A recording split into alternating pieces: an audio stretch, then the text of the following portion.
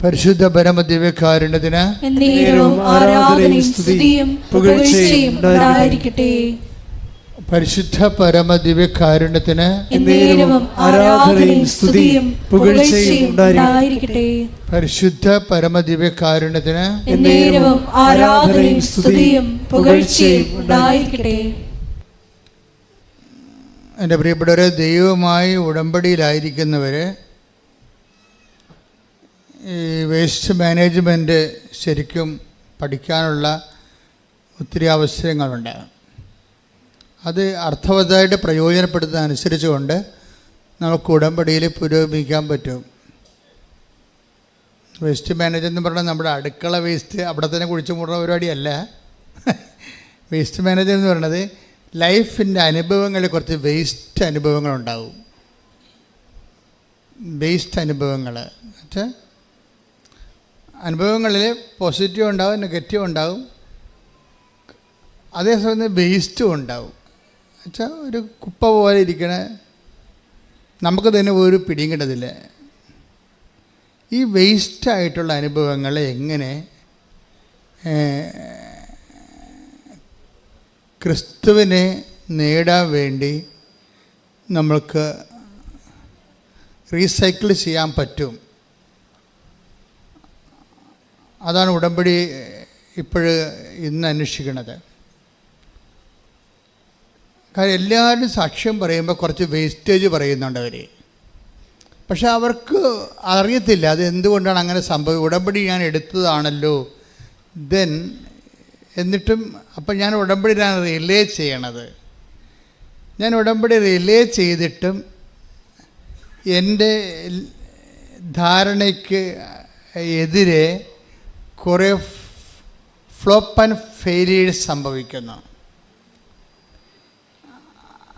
അപ്പം ചിലർ പറയും അത് എൻ്റെ ഉടമ്പടിയുടെ ചെയ്വനയുടെ കുഴപ്പമാണ്, അതുകൊണ്ടായിരിക്കും. അപ്പോൾ ഇനി ഞാൻ നല്ലവണ്ണം ഉടമ്പടി ചെയ്യാമെന്ന് പറയും.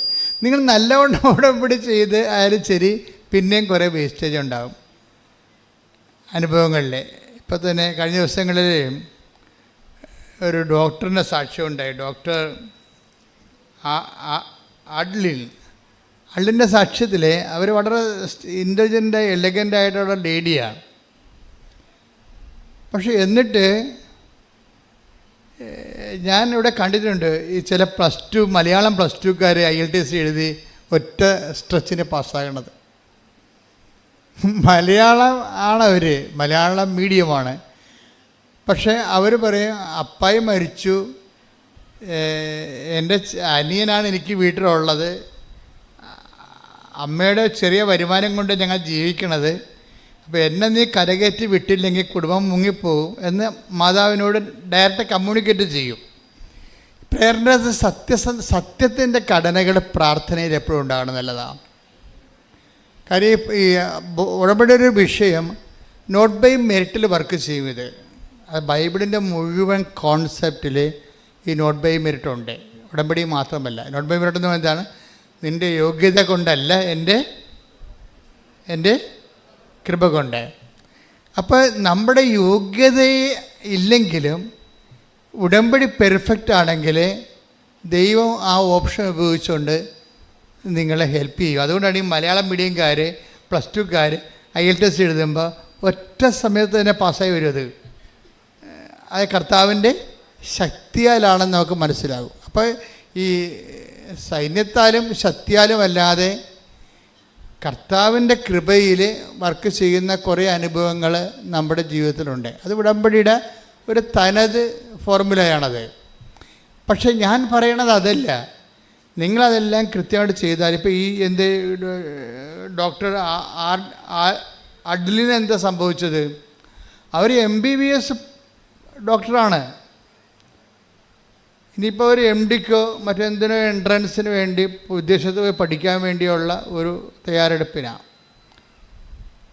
അതിനു വേണ്ടി അവരെന്താ ചെയ്യണത്? അതിന് 3 ടെസ്റ്റാണ് ഉള്ളത്. ഒരു ടെസ്റ്റ് IELTSൻ്റെ ടെസ്റ്റാണ്. അത് 2 പ്രാവശ്യം എഴുതിയിട്ട് അവർക്ക് കിട്ടിയില്ല. ഓക്കെ, വ്യത്യാസം കണ്ട. പ്ലസ് 2 കരുതി മലയാളം മീഡിയം IELTS എഴുതി പെട്ടെന്ന് കയറി പോകുന്നു. ഒരു MBBS ഡോക്ടർ എഴുതിയിട്ട് അത് കിട്ടണില്ല, രണ്ടാമത്തെ പ്രാവശ്യം കിട്ടിയില്ല. ഉടമ്പടി എടുത്തിട്ട് പോലും അവർക്കത് കിട്ടിയില്ല. അപ്പോൾ നിങ്ങളെ സംബന്ധിച്ചിടത്തോളം അതൊരു പസ്സിലായിട്ട് വരും. ഒരു കൊട്ടത്തേങ്ങ പോലെ ഇത് വെട്ടാനും പറ്റത്തില്ല, തുളക്കാനും പറ്റാത്ത അവസ്ഥ. What happen to me? അപ്പോൾ നമ്മുടെ ആത്മവിശ്വാസം ചോദ്യം ചെയ്യപ്പെടാം. ആത്മവിശ്വാസം ശരിക്കും പറഞ്ഞാൽ ഉടമ്പടിയുടെ ഒരു ദൈവശാസ്ത്രം അനുസരിച്ച് ആദ്യം ചോദ്യം ചെയ്യപ്പെടേണ്ടത് ആത്മവിശ്വാസം തന്നെയാണ്. കാര്യം ഈ ആത്മവിശ്വാസത്തിനൊരു കുഴപ്പമുണ്ട്. ആത്മവിശ്വാസം അതിൻ്റെ ഒരു ഡിഗ്രി കൂടിക്കഴിഞ്ഞാൽ അത് അഹന്തയായിട്ട് ഡെവലപ്പ് ചെയ്യും. അതാണ് ആത്മവിശ്വാസത്തിൻ്റെ കുഴപ്പം. ആത്മവിശ്വാസം ഒരു മാനുഷികമായ ഗുണമാണ്, പക്ഷേ അതൊരു പോസിറ്റീവ് ഗുണമാണ് ആത്മവിശ്വാസം. പക്ഷേ സ്പിരിച്വൽ മേഖലയിൽ ചിന്ത വരുമ്പോൾ, സ്പിരിറ്റ് വർക്ക് ചെയ്യുന്ന ഫോർമാറ്റിലേക്ക് വരുമ്പോൾ ഈ ആത്മവിശ്വാസം അതായത് കൂടിയ ആത്മവിശ്വാസമുള്ളവർ, കൂടിയ ആത്മവിശ്വാസത്തെക്കാൾ ശരിക്കും അവർക്കുള്ളത് അഹങ്കാരമാണ്. അവർ തന്നെ അറിയത്തില്ല അത് ആത്മവിശ്വാസമാണെന്ന് അവർ പറയണതേ ഉള്ളൂ. ശരിക്കും പറഞ്ഞാൽ ബേസിക്കായിട്ട് അവർക്കുള്ളത് അഹങ്കാരമാണ്. അഹങ്കാരം എന്ന് പറയുന്ന സംഭവം അഹം ക്യാരി ചെയ്യുന്നതാണ്. അത് എന്തെങ്കിലും ഭൗതികമായ ഒരു എബിലിറ്റിയുടെ കപ്പാസിറ്റിയുടെ അടിസ്ഥാനത്തിൽ നമ്മൾ ഡെവലപ്പ് ചെയ്തെടുത്ത ഒരു ആന്തരികമായ ഭാവമാണ്. ഇവിടെ നോ എൻട്രിയാണ് ദൈവത്തിന്. ഉടമ്പടി എടുക്കുമ്പോൾ എപ്പോഴും നമ്മൾ ശ്രദ്ധിക്കുക, കേവല മനുഷ്യനെ ഉടമ്പടി എടുത്ത് വിജയിപ്പിക്കാൻ പാടാണ്. അതിൻ്റെ ഉടമ്പടി പ്രവർത്തിക്കുന്ന കാലാവസ്ഥ നിങ്ങൾ രൂപപ്പെടുത്തിയെടുക്കണം. ഈ ആത്മവിശ്വാസം എന്ന് പറയുമ്പോൾ നിങ്ങളുടെ വിദ്യാഭ്യാസം ചിലപ്പോൾ നിങ്ങൾക്ക് ഓവർ കോൺഫിഡൻസ് നൽകും. ഈ ഓവർ കോൺഫിഡൻസ് പലപ്പോഴും വർക്ക് ചെയ്യണത് സ്പിരിച്വൽ ഓവർ കോൺഫിഡൻസ് നിങ്ങളുടെ ഇടയിൽ പറഞ്ഞാൽ കുഴപ്പമില്ല. പക്ഷേ സ്പിരിച്വൽ ലാംഗ്വേജിൽ ഓവർ കോൺഫിഡൻസ് ശരിക്കും പറഞ്ഞാൽ പ്രൈഡിൻ്റെ ഭാഗമായിട്ട് വരും. പ്രൈഡ് വന്നാൽ പിന്നെ വരേണ്ടത്, പ്രൈഡിൽ ഇത് വർക്ക് ചെയ്യത്തില്ല. ഉടമ്പടി പ്രൈഡിൽ, അഹങ്കാരത്തിൽ ഉടമ്പടി, ഓവർ കോൺഫിഡൻസിൽ ഉടമ്പടി വർക്ക് ചെയ്യത്തില്ല. അപ്പോൾ ദൈവം ആദ്യം ചെയ്യണത് നിങ്ങളെ കാഷ്വാലിറ്റി കയറ്റിയിട്ട് നിങ്ങളുടെ ഓവർ കോൺഫിഡൻസ് ടോർപ്പഡോ ചെയ്യാൻ നോക്കൂ. അതിപ്പോൾ ഈ ആഡലിൻ്റെ സാക്ഷ്യം മാത്രമല്ല, പല സാക്ഷ്യങ്ങളിൽ നിന്നൊക്കെ നോക്കിയാൽ മനസ്സിലാവും. ഓവർ കോൺഫിഡൻസിൽ നിങ്ങൾക്ക് വരാൻ പോകുന്നൊരു കുഴപ്പം, നിങ്ങളുടെ ഇൻവെസ്റ്റ്മെൻറ്റ് ഒരു ക്വാളിറ്റേറ്റീവ്ലി ലോ ഇൻവെസ്റ്റ്മെൻ്റ് ആയിരിക്കും. മനസ്സിലായില്ലേ? ഗുണപരമായിട്ട് നിലവാരം കുറഞ്ഞ ഒരു നിക്ഷേപമാണ് ശരിക്കും നിങ്ങൾക്ക് ഓവർ കോൺഫിഡൻസുകാർക്ക് ഇതിൻ്റെ അകത്ത് വരണത് ഉടമ്പടി വരണത്. എന്താ കാര്യം? ഇതിപ്പോൾ ഉടമ്പടി എടുത്ത് എല്ലാവരും എടുക്കണമല്ലോ, എൻ്റെ കൂട്ടുകാരൊക്കെ ഉടമ്പടി എടുത്ത്, അതുകൊണ്ട് ഞാൻ എടുക്കണേ.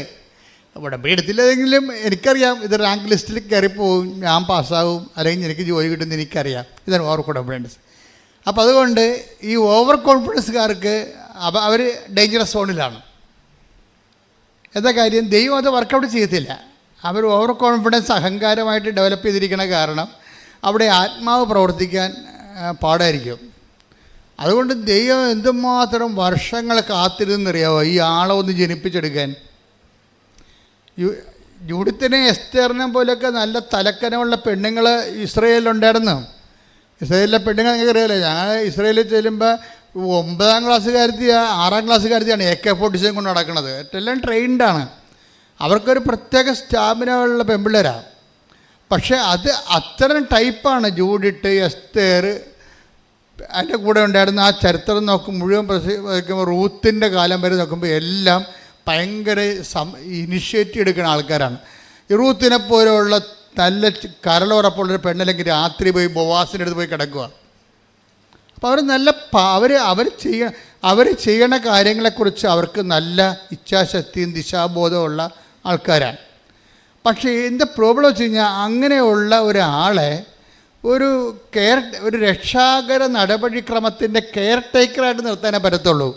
അതിൻ്റെ യഥാർത്ഥ ആളായിട്ട് ഏജൻ്റായിട്ട് വെക്കാൻ പറ്റത്തില്ല. അതുകൊണ്ട് റൂത്തും താമറും ഒക്കെ രക്ഷാകര സംഭവത്തിലെ കെയർ ടേക്കേഴ്സാണ്. അവർ ശ്രേണിയിലുണ്ട്, ഇല്ലെന്നൊന്നും പറയണില്ല, ഉണ്ടവർ. പക്ഷെ അവർ ലൈം ലൈറ്റിലില്ല.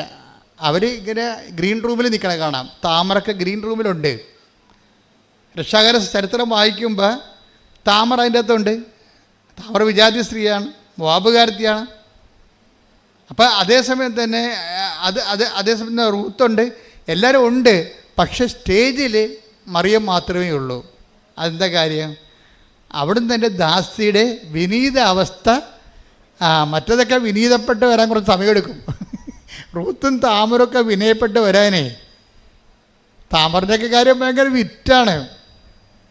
താമര പറയും, ഞാൻ ഗർഭിണിയായിരിക്കണതേ, എൻ്റെ കയ്യിൽ റിങ് ഉണ്ട്, ഇതിൻ്റെ ഉടമസ്ഥനാണ് എൻ്റെ ഗർഭത്തിൻ്റെ ഉത്തരവാദി എന്ന് പറയും. അതാരാണ്? അത് ജൂദയാണ്. ജൂദാക്കിട്ട് പണി കൊടുക്കണേ. ജൂദയുടെ അഭ്യാസമൊന്നും എൻ്റെ അടുത്ത് നടക്കത്തില്ലെന്ന് പറയും. അപ്പോൾ അവർക്ക് അങ്ങനെ ചങ്കുറപ്പുള്ളവരൊക്കെ ഇതിനകത്തുണ്ട്. പക്ഷെ അവർ രക്ഷാകര നടപടിക്രമത്തിലുണ്ട്. അവർ ഗ്രീൻ റൂമിലാണ്. അവരെ വെച്ചുകൊണ്ട് ക്രിസ്തുവിനെ ഡയറക്റ്റ് പ്രസവിക്കാനൊന്നും പറ്റത്തില്ല. അതാണ് പ്രശ്നം. ഇപ്പോൾ ദാവീദിനെ പ്രസവിച്ചത് റൂത്ത് അല്ലെങ്കിൽ പോലും റൂത്ത് ദാവീദിൻ്റെ അമ്മുമ്മയാണ് ശരിക്കും പറഞ്ഞാൽ. അപ്പോൾ ദാവീദിൻ്റെ പോലും അമ്മുമ്മയാകാൻ റൂത്തിന് പറ്റണുള്ളൂ. റൂത്തിൻ്റെ അത് വലിയ മിസ്റ്റേക്ക് ഇല്ലാത്തൊരു ലേഡിയാണ്. അപ്പോൾ നമുക്കറിയാം മാതാവിന് എന്തുമാത്രം വ്യത്യാസം, എന്തുമാത്രം ഫിൽട്ടർ ചെയ്തിട്ടാണ് ഈ മറിയത്തിലേക്ക് ദൈവം വരണതെന്നറിയാം. മറിയത്തിനോട് പറയുമ്പോൾ തന്നെ മറിയത്തിൻ്റെ ആദ്യത്തെ വാക്ക് തന്നെ ബിഹോൾഡ് എന്നാ പറയുന്നത്. ബിഹോൾഡ് എന്താണ്? The hand made of the Lord. എന്ത് രസമാ കേൾക്കാൻ, എന്തൊരു വല്ലാത്ത പറച്ചിലാണ്. എന്താണ്? നീ ഗർഭം ധരിച്ച് പുത്രനെ പ്രസവിക്കുമെന്ന് പറയുമ്പോൾ അതിൻ്റെ ബാക്കി ഭാഗങ്ങളെല്ലാം വെളിപ്പെടുത്തി കഴിയുമ്പോൾ അമ്മ പറയുന്ന വാക്ക് എന്താണ്? ഇതാ കർത്താവിൻ്റെ ദാസി. അപ്പം ക്രിസ്തുവിനെ സ്വീകരിക്കുക എന്നുള്ളതും ദാസ്യതയും എന്നുള്ളതും രണ്ടും ഒരു സംഭവമാണ്. നിങ്ങൾക്കറിയാമല്ലോ, ഉടമ്പടി തിരിച്ചിട്ടാലും ഈ പൂച്ച എറിയണ പോലെയുള്ള പരിപാടിയാണ്. എങ്ങനെ എറിഞ്ഞാലും 4 കാലേ വന്ന് വീഴും ഈ ഉടമ്പടി. ഉടമ്പടിയുടെ ലക്ഷ്യം എന്താണ്? ക്രിസ്തുവിനെ വ്യക്തികളെ സ്വീകരിക്കുക എന്നുള്ളതാണ്. അതിൻ്റെയൊക്കെ ഒരു നിമിത്തമായിട്ട് മാർഗമായിട്ടാണ് ബാക്കിയുള്ള ഭൗതിക സാഹചര്യങ്ങളുടെ സമ്മർദ്ദങ്ങളും അതിൻ്റെ ഒരു പ്രെയർ ഫോമിലേക്കൊക്കെ വെക്കണത്. നിങ്ങളതിൻ്റെ കഥ അറിയാതെ ആട്ടം കാണരുത്. ഇത് ക്രിസ്തുവിനെ സ്വീകരിക്കുകയാണ് എൻ്റെ മെയിൻ സംഭവം. അപ്പം പക്ഷെ ആദ്യമേ അത് ലക്ഷ്യം വെച്ചാൽ നിങ്ങൾക്ക് വേസ്റ്റേജ് കുറഞ്ഞിരിക്കും. ഈ വേസ്റ്റ് നമ്മൾ ഉണ്ടാക്കണതാണേ, ഉടമ്പടി വേസ്റ്റ്. ഇപ്പം ഡോക്ടർ കണ്ടില്ലേ, അവർ MBBS ആണെങ്കിലും അവരാദ്യം MBBS ഡോക്ടർ ആദ്യം IELTS എഴുതി അവർ പറയണ 1/2 മാർക്കിനാണ് തോറ്റുപോയെന്ന്. 1/2 മാർക്കിന് തോറ്റാലും 50 മാർക്ക് തോറ്റാലും തോൽവി എന്നാണ് പറയണത്. അതാണ് സംഭവം. അവർ പറഞ്ഞ 1/2 മാർക്കിനാണ് ഞാൻ തോറ്റുപോയത്, അതാണ് സങ്കടം. 1/2 മാർക്കിന് തോറ്റാലും 5 മാർക്ക് തോറ്റാലും തോറ്റതാണ് സംഭവം. അപ്പം പിന്നെ ഇവരിവിടെ വാള് വെച്ച് കീഴടങ്ങണുണ്ട്, വാളും പരിചയം വെച്ച് കീഴടങ്ങും. എന്താണ്? ഇനി IELTSമായിട്ട് ഞാനില്ല മുന്നോട്ടെന്ന്. അപ്പോൾ ബുദ്ധിമാന്മാരെ ലജ്ജിപ്പിക്കാൻ വേണ്ടി ദൈവം ബലഹീനരെ ഉയർത്തിക്കൊണ്ട് വരുന്നുണ്ടേ. അതിനെ താഴെയുള്ള ആൾക്കാരെ IELTS പുഷ്പം പോലെ ജയിച്ചു പോകണ്ടേ. അപ്പോൾ അവിടെ എന്താണ് കുഴപ്പം? ഡോക്ടറിന് മെറിറ്റ് ഇല്ലേ? ഡോക്ടറല്ലേ, അവർക്ക് MBBS എഴുതാമെങ്കിൽ ഒരു 100 IELTS എഴുതിയെടുക്കാൻ പറ്റും. അപ്പോൾ അവർക്ക് മെറിറ്റുണ്ട്. ഈ മെറിറ്റ് ഇവർക്ക് ആവശ്യമില്ലാത്തൊരു ആത്മവിശ്വാസം കൊടുത്തിട്ടുണ്ട്. ഇനി ദൈവത്തിന് മുമ്പിലുള്ള പരിപാടി എന്താണ്? ദൈവത്തെ സംബന്ധിച്ചിടത്തോളം നിങ്ങൾക്കറിയാമല്ലോ, നിങ്ങൾ IELTS പാസ്സായതുകൊണ്ടോ നിങ്ങളുടെ വീട്ടിൽ അല്ലെങ്കിൽ നിങ്ങൾ വസ്തു വിറ്റത് കൊണ്ടോ കല്യാണം നടത്തിയതുകൊണ്ടോ ഈ കച്ചവടത്തിൽ ദൈവത്തിന് ലാഭമൊന്നുമില്ല. അത് ആദ്യമേ നിങ്ങൾ മനസ്സിലാക്കണം. നമുക്ക് മാത്രമേ എന്തെങ്കിലും ലാഭമുള്ളൂ, മെച്ചമുള്ളൂ. അപ്പോൾ ബുദ്ധിയുള്ള നിങ്ങൾ എന്ത് ചെയ്യണം? ഇതിൻ്റെ അകത്ത് ദൈവത്തിൻ്റെ പ്രോഫിറ്റ് എത്രയാണെന്ന് നോക്കണം ആദ്യം. അത് ആദ്യമേ ഫിക്സ് ചെയ്താൽ പ്രശ്നം തീർന്ന് ഈ കച്ചവടത്തിൽ. പറഞ്ഞ അച്ഛൻ മനസ്സിലായില്ലേ? ഇതിന് ദൈവത്തിന് ഞാൻ ഈ ഉടമ്പടി എടുത്തിട്ട് ഇതുകൊണ്ട് ദൈവത്തിന് എന്താണ് ലാഭം? ദൈവം ലാഭമില്ലാത്ത ഒരു പരിപാടിക്കും ഉണ്ടാകത്തില്ല. അതെപ്പോഴും ഓർത്തേക്കണം. ക്രിസ്തുവിനെ വരെ നമുക്ക് തരുന്നതിൻ്റെ പിന്നിൽ നമ്മളെ വിലക്ക് വാങ്ങുന്നതിന് വേണ്ടി തന്നിരിക്കുന്നതാണ് ക്രിസ്തുവിനെ.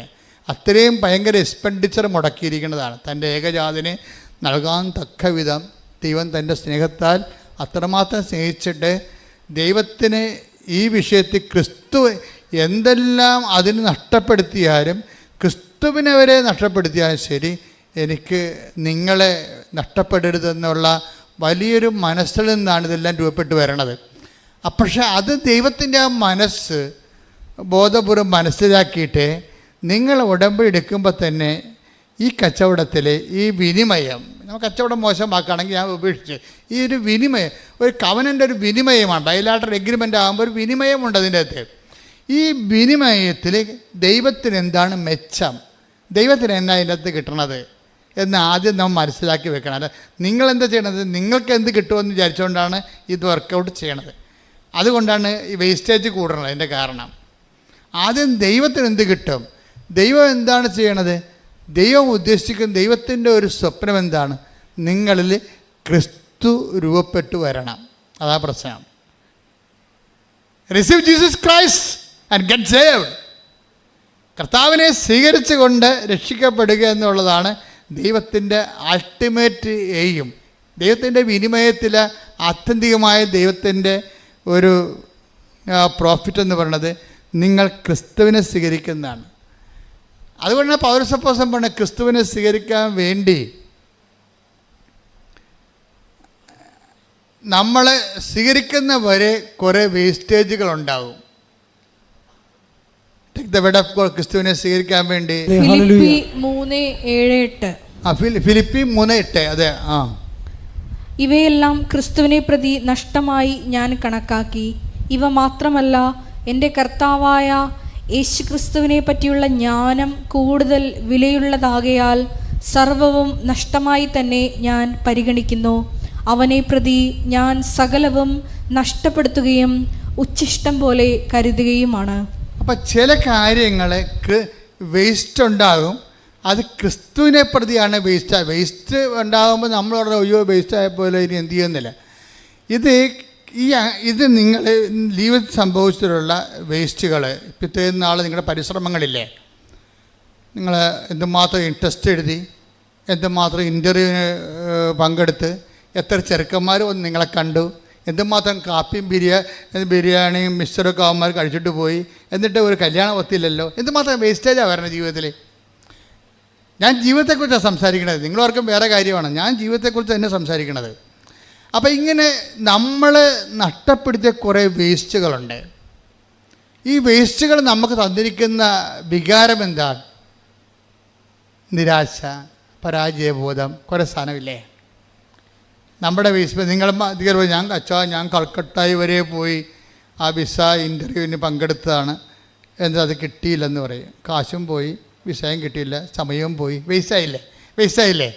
അപ്പം ചില പറയും ഞാൻ മദ്രാസ് വരെ പോയി ആ പരീക്ഷ എഴുതിയതാണ്.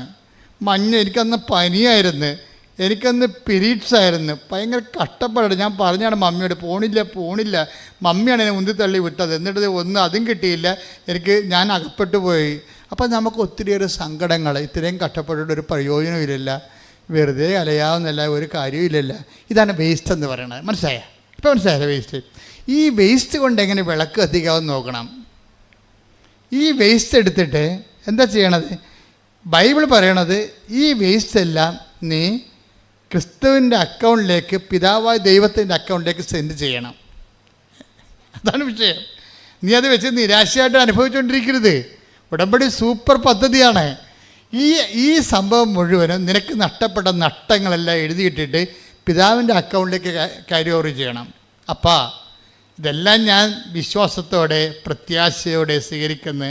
ഞാൻ സഹിച്ച സഹനങ്ങൾ, നഷ്ടങ്ങൾ, അതുപോലെ തന്നെ കോട്ടങ്ങൾ, എൻ്റെ ജീവിതത്തിലെ ഉച്ഛിഷ്ടങ്ങൾ, ഇതെല്ലാം ക്രിസ്തുവിനെ നേടാൻ വേണ്ടി, നിൻ്റെ മഹത്വത്തിന് വേണ്ടി കാഴ്ചവെക്കുന്നു. Praise the Lord. അപ്പോൾ ഒന്ന് പറഞ്ഞേ, അപ്പാ എൻ്റെ ജീവിതത്തിൽ വന്നിട്ടുള്ള പരാജയങ്ങള്, ഒരു ആവശ്യമില്ലാത്ത പരാജയങ്ങള്, മറ്റുള്ളവരുടെ ഉപദേശത്താൽ അടിച്ചേൽപ്പിക്കപ്പെട്ട പദ്ധതി കൊണ്ട്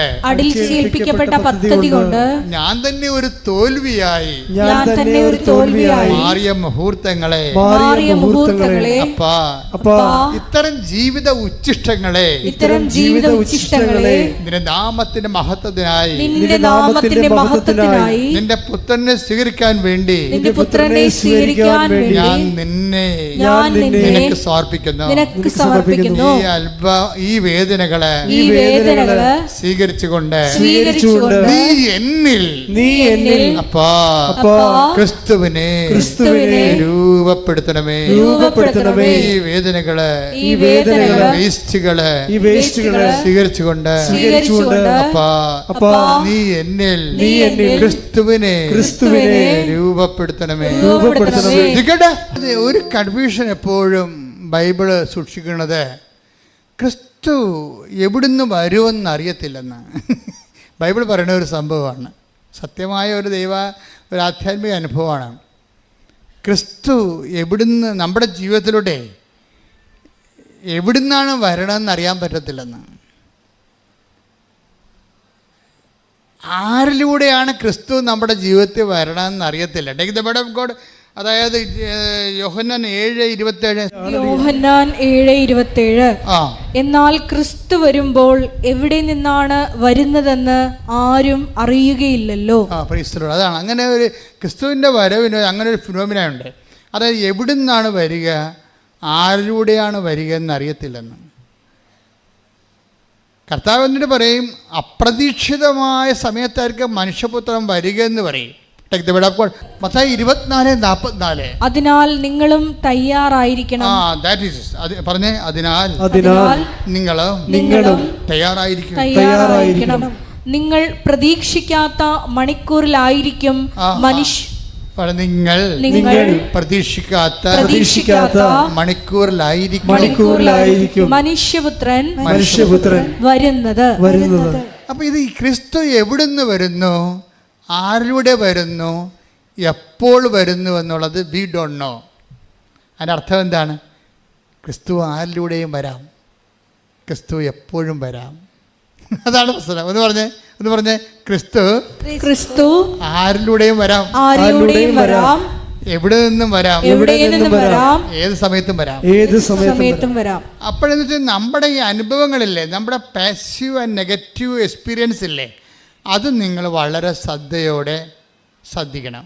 അത് നിങ്ങൾ ഓർക്കും വളരെ നല്ല. ഇവിടെ ഈ സാക്ഷ്യം പറയണതെല്ലാം പോസിറ്റീവായിട്ടുള്ള ഗ്രീൻ ചാനലിലൂടെ ക്രിസ്തു വന്നതിൻ്റെതാണ് ഇല്ലേ. ഇത് ഭൗതിക നേട്ടങ്ങളെല്ലാം അങ്ങനെയാണ്.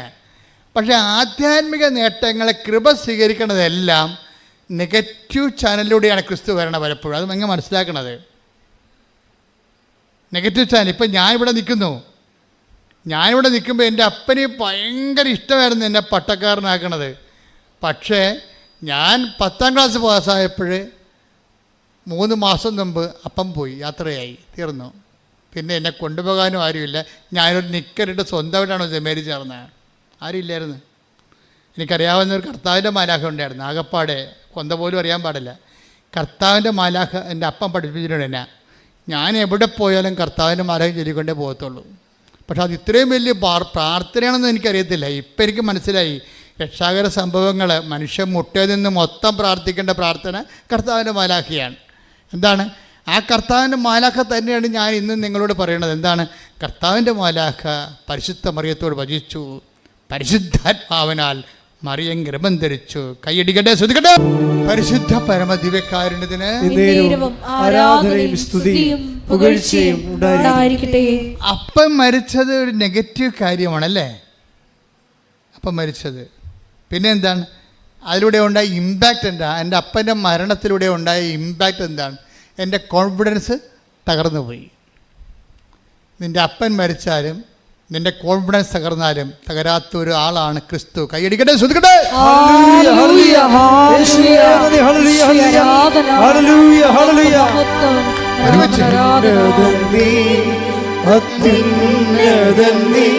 നിന്നെപ്പോലൊരു ദൈവമില്ല, ഉന്നതൻ നീ, അത്യുന്നതൻ നീ, നിന്നെപ്പോലൊരു ദൈവമില്ല. അത്ഭുതവാ, അതിശയവാ, നീ മാത്രമൻ ദൈവമെന്നും. അത്ഭുതമാ അതിശയമാ നീ മാത്രമൻ ദൈവമെന്നും. അപ്പം ഇങ്ങനെ ഒരു സിറ്റുവേഷനിലാണ് ഞാൻ സെമിനാരി തന്നെത്താൻ വന്ന് ചേർന്നത്. അത് കാരണം എനിക്ക് എപ്പോഴും പേടിയുണ്ടാവും. എന്താ കാര്യം? നമ്മൾക്ക് ഒരു സപ്പോർട്ടീവായിട്ട് വീട്ടിലാരുമില്ല, ഗൈഡ് ചെയ്യാൻ പറ്റിയ ആളില്ല. അപ്പം അങ്ങനെ ഒരു സിറ്റുവേഷനിൽ വരുമ്പോൾ നമ്മുടെ സ്വകാര്യതയില്ലേ, സ്വകാര്യതയ്ക്കൊരു സെക്യൂരിറ്റി ഇല്ല. നിൻ്റെ സ്വകാര്യതയ്ക്ക് സെക്യൂരിറ്റി ഇല്ലാത്തൊരു കാലമുണ്ടാവും. നിൻ്റെ സ്വകാര്യമായ എല്ലാ മനുഷ്യരും ജീവിക്കണത് എങ്ങനെയാണ്? അവൻ്റെ സ്വകാര്യ ലൈഫിനൊരു സുരക്ഷിതത്വം വ്യക്തികളായിട്ടോ സ്ഥാപനമോ സംവിധാനമോ കൊടുക്കുന്നുണ്ടാവും. ഇതില്ലാതിരുന്ന കാരണം എനിക്ക് ആകപ്പാടെ ഉണ്ടായിരുന്ന സെക്യൂരിറ്റി, എൻ്റെ സ്വകാര്യ സെക്യൂരിറ്റി എൻ്റെ വിശ്വാസം മാത്രമാണ്. എൻ്റെ കുടുംബത്തിൽ നിന്ന് എനിക്ക് തന്ന വിശ്വാസം. ഞാൻ എപ്പോഴും സഭയുടെ പഠനം കൊണ്ട് ഫൈറ്റിംഗ് ഉള്ള ആളാണ്. എന്ന് വെച്ച് കഴിഞ്ഞാൽ കുടുംബമാണ് സഭ എന്ന് വിശ്വസിക്കുന്ന ഒരാളാണ് ഞാൻ.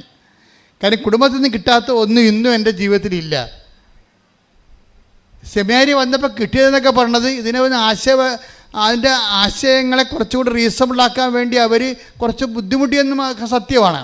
പക്ഷേ ഞാൻ അനുഭവത്തിൽ വിശ്വസിച്ച് വന്നത്, എൻ്റെ അപ്പം 12 മണി പട്ടാപ്പകലൊക്കെ ഈ വീട്ടിലെ പറമ്പിലൊക്കെ ജോലി ചെയ്തും വന്നിട്ട് അപ്പം കണ്ണീരിട്ട് 12 തിരികെ കത്തിച്ച് അപ്പം കൈവിരിച്ചൊക്കെ ഈശോയുടെ മുമ്പിൽ നിൽക്കണ ഞാൻ കണ്ടിട്ടുണ്ട്. അപ്പം അപ്പം തന്നെയാണ് ബൈബിള്, അപ്പം തന്നെയാണ് വേദപാഠപുസ്തകം. അപ്പനെയും അമ്മയേക്കാൾ വലിയ മതപുസ്തകങ്ങളില്ല. അതുകൊണ്ട് അപ്പനും അമ്മയും എപ്പോഴും ഓർക്കുക, നിങ്ങളുടെ മക്കളുടെ മുമ്പിൽ നിങ്ങളാണ് ദൈവത്തിൻ്റെ വിശുദ്ധ വേദപുസ്തകം. ശ്രുതികട്ടെ.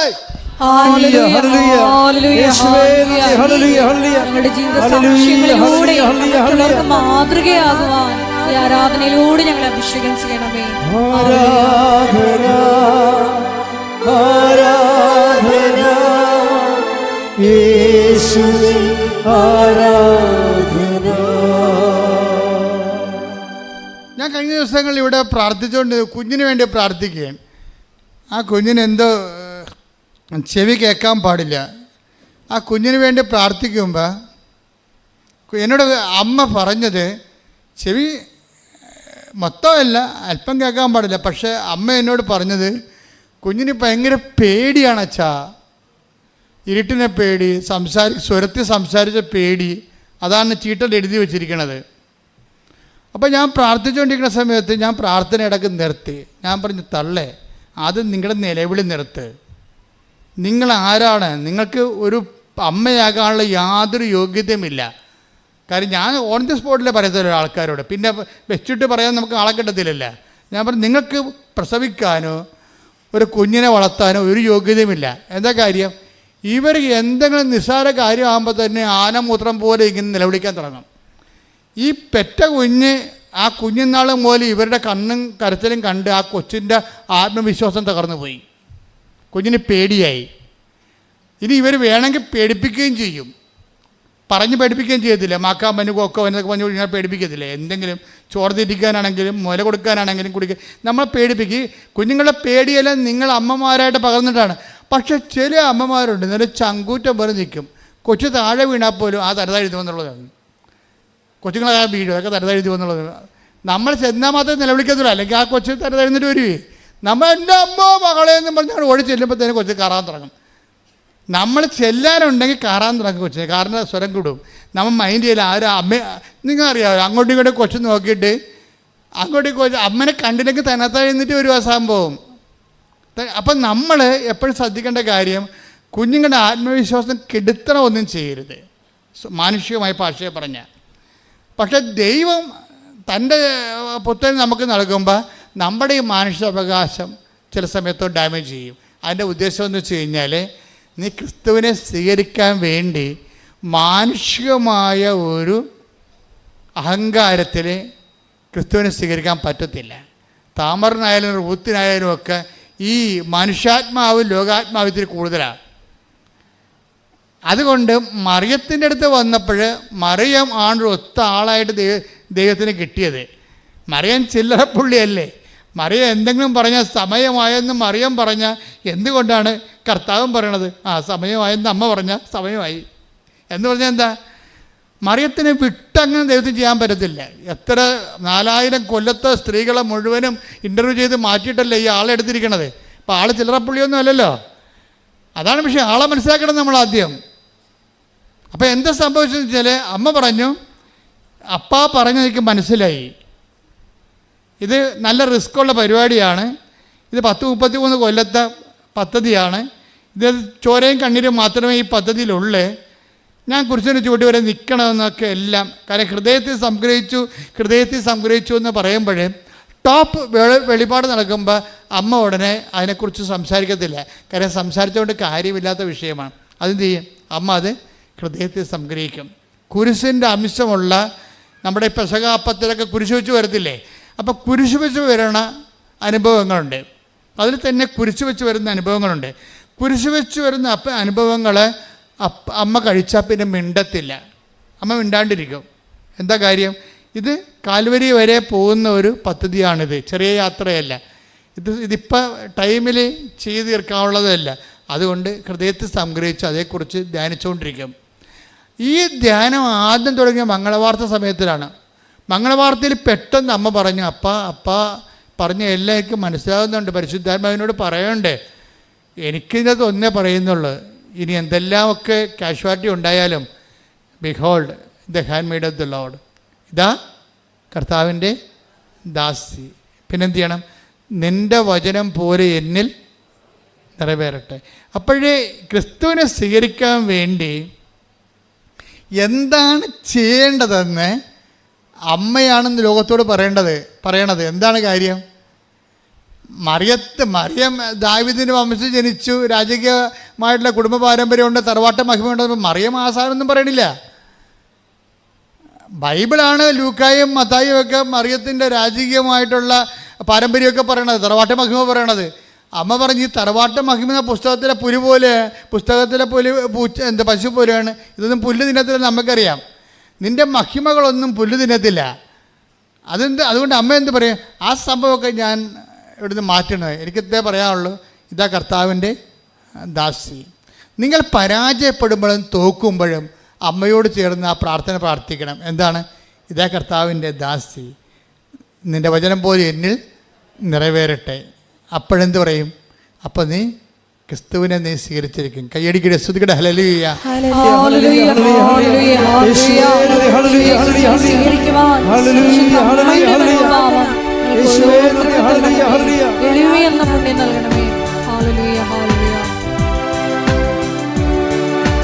ദാസിയുടെ താഴ്വൻ തൃക്കൻ പാർത്ത ഉന്നതൻ ദാസരെ ഉയർത്താൻ എഴുന്നേൽക്കയാ. ദാസിയുടെ താഴ്വൻ തൃക്കൻ പാർത്ത ഉന്നതൻ ദാസരെ ഉയർത്താൻ എഴുന്നേൽക്കയാ. എന്തൊരാനന്ദം എന്തൊരാനന്ദം അമ്മ മേരിയൊപ്പം ആരാധിക്കുന്നു. എന്തൊരാനന്ദം എന്തൊരാനന്ദം അമ്മ മേരിയൊപ്പം ആരാധിക്കുന്നു. പരിശുദ്ധ പരമദിവ്യകാരുണ്യത്തിന് ഡോക്ടർ അള്ളിൻ ആ സാക്ഷ്യത്തിലെ കൂടെ പറയുന്നൊരു കാര്യമുണ്ട്. അതെന്ന് എല്ലാം പറഞ്ഞു തീർന്നിട്ട് ഞാൻ സാക്ഷ്യത്തിൻ്റെ ഓരോ ഭാഗങ്ങൾ ഈശോ തരണമനുസരിച്ചിട്ട് ഞാൻ നിങ്ങളോട് ഷെയർ ചെയ്യാം. ഇവർ അവസാനം പറയുന്ന ഭാഗമാണ് ഇപ്പം എൻ്റെ മനസ്സിൽ വരുന്നത്. ഇവർ പറയണത് എല്ലാം പറഞ്ഞു കഴിഞ്ഞിട്ട് ഇവർ പറയും, നിങ്ങൾക്ക് ഇതൊരു സാക്ഷ്യമാകാം, പക്ഷേ എനിക്കിതൊരു ജീവിതമാണ്. എന്ത് രസം കേൾക്കാൻ. അപ്പോൾ എന്ത് ചിന്തിച്ചാണ് അവർ പറയണത്? നിങ്ങൾക്ക് പലരും പറയണ പോലെ ഇതൊരു സാക്ഷ്യമായിട്ട് വരും, പക്ഷേ എന്നെ സംബന്ധിച്ചിടത്തോളം ഇതൊരു ജീവിതമാണ്. ഞാൻ ക്രിസ്തുവിനെ നേടാൻ വേണ്ടി ദൈവം എന്നെ വ്യത്യസ്തങ്ങളായ ട്രീറ്റ്മെൻറ്റിലൂടെ കടത്തിക്കൊണ്ട് പോകുന്ന എൻ്റെ ജീവിതമാണിത്. കാരണം ദൈവത്തെ സംബന്ധിച്ചിടത്തോളം ക്രിസ്തുവിനെ സ്വീകരിക്കാൻ ഒരു വ്യക്തിക്ക് ഒരു ഇൻഫ്രാസ്ട്രക്ചർ അല്ലെങ്കിൽ ഒരു ഭൗതികമായ സാഹചര്യം ഉണ്ടെന്ന് കണ്ടാൽ അത് ചില പറയല്ലോ, ഈ പ്രാർത്ഥിച്ചാൽ പിന്നെയും പ്രശ്നം കൂടുകയേ ഉള്ളെന്ന് ചില ആൾക്കാർ പറയും. ചില വിഡ്ഢികൾ പറയത്തില്ലേ, ഇനി പ്രാർത്ഥിച്ചു കഴിഞ്ഞാൽ പ്രശ്നം കൂടുകയാണല്ലോ ആൾക്കാർ പറയണത്. ചിലർക്കത് ശരിയാണ്. എന്താ കാര്യം വെച്ച് കഴിഞ്ഞാൽ, നിങ്ങൾ ഓക്കെയാണെങ്കിൽ നിങ്ങളൊക്കെ ക്രിസ്തുവിനെ നേടാനുള്ള ഒരു കൂടുതൽ ഒരു ചാൻസ്, ഒരു പരുവപ്പെടൽ ഉണ്ടെങ്കിൽ, ഒരു 30 മേനി വിളയുമെങ്കിൽ ക്രിസ്തു നോക്കും അത് 60 മേനിയാക്കാൻ പറ്റുമോ എന്ന് നോക്കും. 60 മേനി കൃപ വിളയണ ആളാണെങ്കിൽ ക്രിസ്തു പറയും 100-ന് ചാൻസുള്ള ആളാണ്, വെയിറ്റ് ചെയ്യാൻ പറയാം. അപ്പം നമുക്ക് കിട്ടുന്ന അനുഭവം എന്താ? നെഗറ്റീവ് അനുഭവങ്ങളാണ്. നമ്മളപ്പോൾ എന്ത് ബുദ്ധിയില്ലാത്തത് പറയും, ഞാൻ ഇത്രയും പ്രാർത്ഥിച്ചു, ഉപവസിച്ച് രോഗികളെ കണ്ട് അവരെ പരിചയിച്ചിട്ട് അവസാനം ഇതൊന്നും ചെയ്യാത്ത ആൾക്കാർക്കാണല്ല നേട്ടങ്ങളും സാക്ഷ്യങ്ങളും. എന്നെയൊക്കെ സംബന്ധിച്ച് അത്രയും വളർച്ച എനിക്കില്ലല്ലോ എന്ന് പറയും. ശരിയാണത്, ശരി, തെറ്റില്ല അതിനകത്ത്. പക്ഷേ എന്താ പ്രശ്നം? നീ 60 മേനിക്ക് ആയുസില്ലേ, അപ്പം നീ തൃപ്തിയല്ലേ? ക്രിസ്തു നിൻ്റെ കാര്യത്തിൽ തൃപ്തിയില്ലാത്ത ആളാണ്. ക്രിസ്തു പറയും 100 മേനിക്ക് ചാൻസുള്ള ആളാണ്, റാങ്ക് കിട്ടാൻ ചാൻസുള്ള കുട്ടിയാണ്, ഉഴപ്പിട്ടാണെന്ന് പറയും. അപ്പോൾ ടീച്ചർമാർ പറയത്തില്ലേ മോഡൽ എക്സാം കഴിയുമ്പോൾ പറയുന്നതേ റാങ്ക് കിട്ടാൻ ചാൻസുള്ള ആളാണ് കേട്ടോ, ഉഴപ്പരുതേ, സ്കൂളിൻ്റെ പേര് കളയരുതേ എന്ന് പറയും. ടീച്ചർമാർ പറയും. അവരെ കുറ്റം പറയാൻ പറ്റത്തില്ല, അവരുടെ അധ്വാനമല്ലേ. അവിടെ സ്കൂളിന് പേരുണ്ടെങ്കിൽ മാത്രമേ ആ സ്കൂളിലേക്ക് പിള്ളേരെ വിടത്തുള്ളൂ മാതാപിതാക്കന്മാർക്ക്. അവിടെ ജീവൽ പ്രശ്നമാണ്. അവിടെ മാത്രമല്ല, അവിടെ സ്ഥാപനത്തിന് ജീവൽ പ്രശ്നമാണ്. എന്ന് വെച്ച് കഴിഞ്ഞാൽ സ്ഥാപനത്തിൻ്റെയും അത് പഠിപ്പിക്കുന്ന ടീച്ചർമാരുടെ എല്ലാവരുടെയും ഭാവിയാണ്. അതുകൊണ്ട് കുഞ്ഞുങ്ങളെ നിലവാരത്തിൽ നിലർത്തുക എന്നുള്ളത് പ്രധാനപ്പെട്ട കാര്യം തന്നെയാണ്. പക്ഷെ അതുകൊണ്ട് അതുപോലെ തന്നെ ദൈവത്തെ സംബന്ധിച്ചിടത്തോളം നിനക്ക് സാധാരണ ലേഡീസിനോട് സാധാരണ പുരുഷന്മാരോട് ചെയ്യുന്നതിനേക്കാൾ കുറച്ചുകൂടി നെഗറ്റീവായിട്ട് നീതിയില്ലാതെ ദൈവം നിന്നോട് ചെയ്തെന്ന് വിചാരിച്ചോ? നീതിയില്ലാതെ ദൈവം നിന്നോട് ചെയ്തെന്ന് വിചാരിച്ചോ? എന്നിട്ടും നീ ഒരു വാക്കും മിണ്ടണില്ല. അത് ദൈവമല്ലേ, ദൈവത്തിന് ഇഷ്ടംപോലെ ചെയ്യത്തില്ല, ദൈവം കൈവിട്ട് കളയത്തില്ല, അതൊക്കെ ദൈവമല്ലേ, ഞാനെന്തിനാ അതൊക്കെ പറയണത്, കർത്താവിന് ഇഷ്ടംപോലെ. അപ്പോഴേ ദൈവത്തിന് മനസ്സിലാവും ഇത് 30 മേനിയാണല്ലോ ഈ സംഭവം, ഇതിനെ 60 മേനിയാക്കാൻ ചാൻസ് ഉണ്ടല്ലോ എന്ന് പറയും. കാര്യം ഭൗതിക വിഷയങ്ങൾ വെച്ചുകൊണ്ട് ദൈവത്തെ അളക്കാതിരിക്കുകയും പരാജയങ്ങളെ ദൈവത്തിൻ്റെ നാമത്തിൽ ആശ്രയിച്ചുകൊണ്ട് അപ്പോഴും വിശ്വാസത്തെ മുൻതൂക്കം കൊടുക്കുകൊണ്ട് ദൈവത്തെ മഹത്വപ്പെടുത്തി ജീവിക്കുമ്പോൾ അവർക്ക് പിന്നെയും ക്ലേശങ്ങളുണ്ടാവും. തീർച്ചയായിട്ടും ഉണ്ടാവും. എനിക്ക് ഈ ശരീരത്തിൽ 4-5 രോഗങ്ങളുണ്ട്, നിങ്ങൾക്കറിയാമല്ലോ. അപ്പം അങ്ങനെ വരുമ്പോൾ എന്തുകൊണ്ടാണ് നിങ്ങൾ പ്രാർത്ഥിക്കുമ്പോഴേ നിങ്ങൾ കേൾക്കുമ്പോൾ ഞാൻ പ്രാർത്ഥിച്ച അപ്പോൾ തന്നെ അമ്മ 2 പഞ്ഞെടുത്ത് അമ്മ 2 ചെവിയിലും വെച്ചോണ്ടിരിക്കും. എല്ലാം പറഞ്ഞാ എന്ന് ചോദിക്കും, മിണ്ടത്തില്ല. ഞാൻ ഈ അഭ്യാസം എനിക്ക് നേരത്തെ അറിയാവുന്ന കാരണം ഞാൻ അങ്ങനെ പറയാറുമില്ല. ഞാൻ ശുശ്രൂഷ മര്യാദ കൊണ്ടുപോകാനുള്ള ശക്തി തന്നാൽ മതി, വേറെ പ്രശ്നങ്ങളൊന്നും ഇല്ലെന്ന് പറയും. കാര്യം എന്താ? ആളെ ഞാൻ നേരെ കണ്ടതാണ്, എനിക്കറിയാം ഈ ജീവിതം പുച്ചുക്കും ചൂണ്ടാൻ പോവാണെന്ന്. നമുക്ക് ലഭിക്കാതിരിക്കുന്ന മഹത്വത്തെ കുറിച്ച് ഓർക്കുമ്പോൾ ഇന്നത്തെ കഷ്ടതകൾ തുലം നിസ്സാരമാണ്. കൈയടിച്ച് തുതിക്കട്ടെ. ഹല്ലേലൂയ, ഹല്ലേലൂയ, ഹല്ലേലൂയ, ഹല്ലേലൂയ. യേശുവേ നന്ദി. ഹല്ലേലൂയ, ഹല്ലേലൂയ.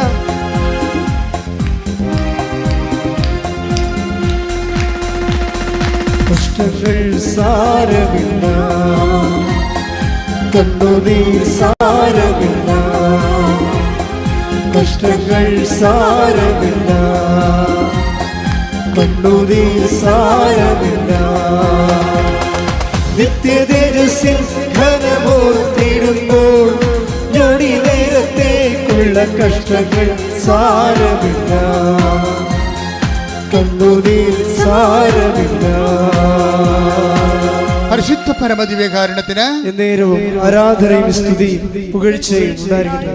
റോമ 8:18 നമുക്ക് വെളിപ്പെടാനിരിക്കുന്ന മഹത്വത്തോട് തുലനം ചെയ്യുമ്പോൾ നമുക്ക് വെളിപ്പെടാനിരിക്കുന്ന മഹത്വത്തോട് തുലനം ചെയ്യുമ്പോൾ ഇന്നത്തെ കഷ്ടതകൾ നിസ്സാരമാണെന്ന് ഞാൻ കരുതുന്നു. ബൈബിൾ ഈ തുലനം ചെയ്യുന്നതിന് കമ്പാരിറ്റീവ് നടത്തുന്നത്, ഈ താരതമ്യം ചെയ്യുന്നതിന് ബൈബിൾ എതിരാണ്, വിഡ്ഢികളാണെന്നാണ് പറയണത്. താരതമ്യം ചെയ്യാൻ ആൾക്കാർ ഭൗതികമായ വിഷയങ്ങളെ മാനദണ്ഡങ്ങളെ വെച്ച് താരതമ്യം ചെയ്യരുത്. 2 Corinthians 10:12 ആത്മപ്രശംസ നടത്തുന്നവരുടെ ഗണത്തിൽ പെടാനോ, ആത്മപ്രശംസ നടത്തുന്നവരുടെ ഗണത്തിൽപ്പെടാനോ ഞങ്ങളെ അവരോട് താരതമ്യം ചെയ്യാനോ ഞങ്ങൾ തുനിയുന്നില്ല. പരസ്പരം അളക്കാനും തുലനം ചെയ്യാനും സാഹസപ്പെടുന്ന വിഡ്ഢികളാണ് അവർ. അപ്പം പരസ്പരം അളക്കുകയും തുലനം ചെയ്യുകയും ചെയ്യുന്നവരെ. അപ്പം ഈ തുലനം ചെയ്യുന്നതിനെക്കുറിച്ച് ഇപ്പം നിങ്ങൾ പറയത്തില്ലേ, ഞാനോ വലുത് നീയോ വലുത്. അതുപോലെ തന്നെ വീടുകൾ തമ്മിൽ തുലനം ചെയ്യും, കാറുകൾ തമ്മിൽ തുലനം ചെയ്യും. നിങ്ങൾ ഉടമ്പടി എടുക്കുകയും ജഡിക മനുഷ്യരായി തുടരുകയും ചെയ്യും. അതുകൊണ്ടാണ് ക്രിസ്തുവിന് നിങ്ങൾക്കൊന്നും ചെയ്യാൻ പറ്റാതെ വരുന്നത്. കാര്യം എന്താണ്?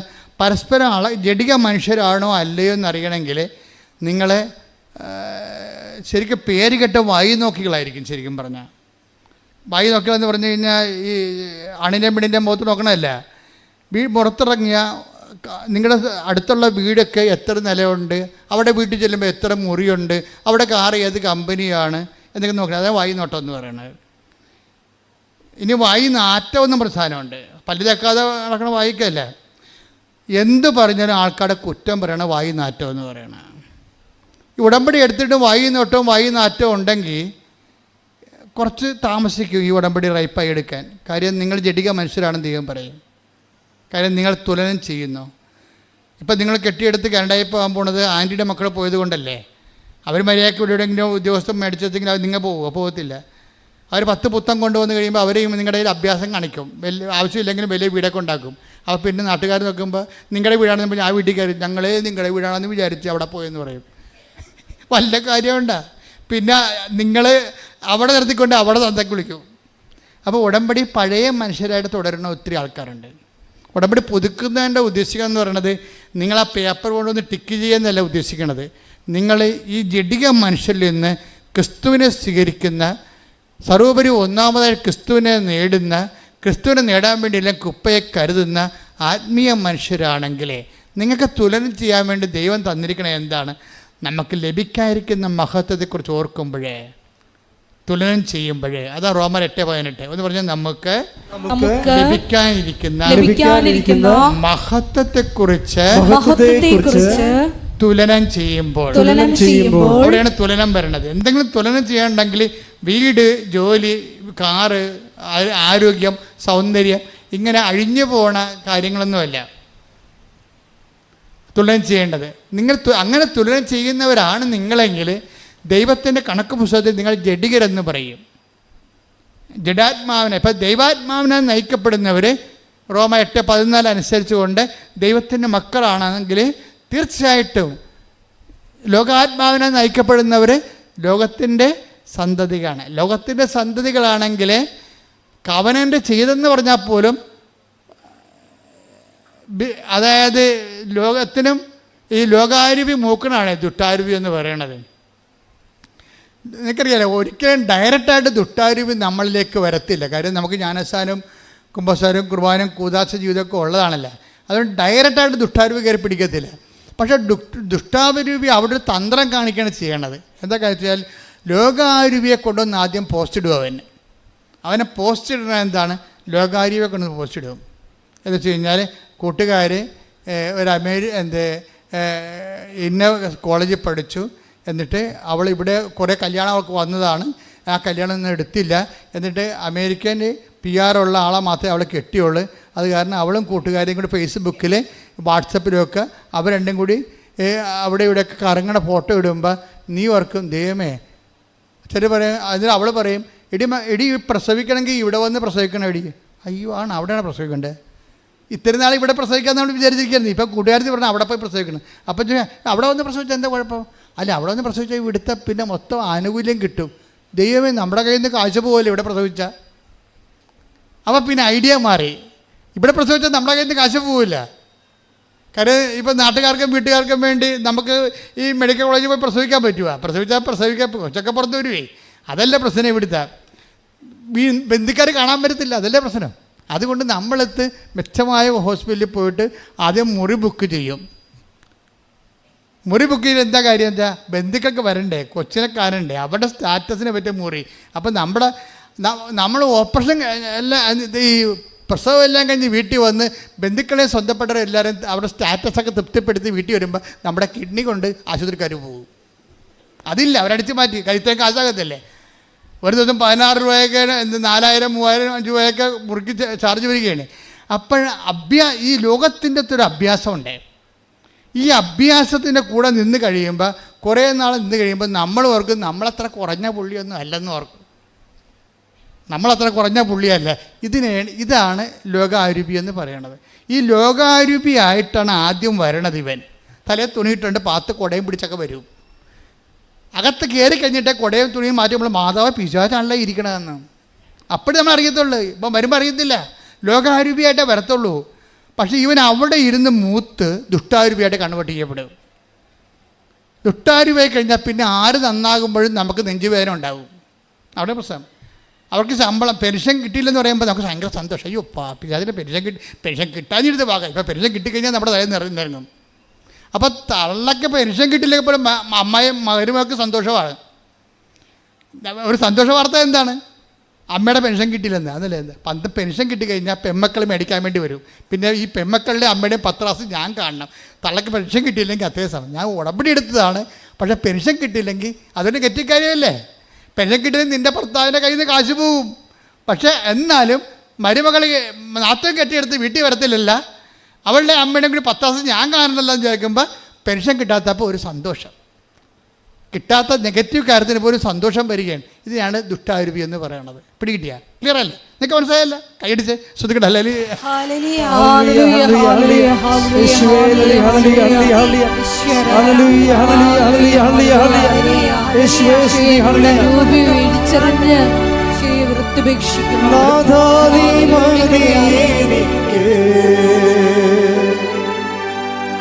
നിൻ കൃപ മതി എനിക്ക്, നാഥാ നീ മതി എനിക്ക്, നിൻ കൃപ മതി എനിക്ക്. ഈ ഒരു യാത്രയതിൽ തിരുകൃപ മതി എനിക്ക്. ഈ ഒരു യാത്രയതിൽ തിരുകൃപ മതി എനിക്ക്. പരിശുദ്ധ പരമ ദിവ്യകാരുണ്യത്തിന്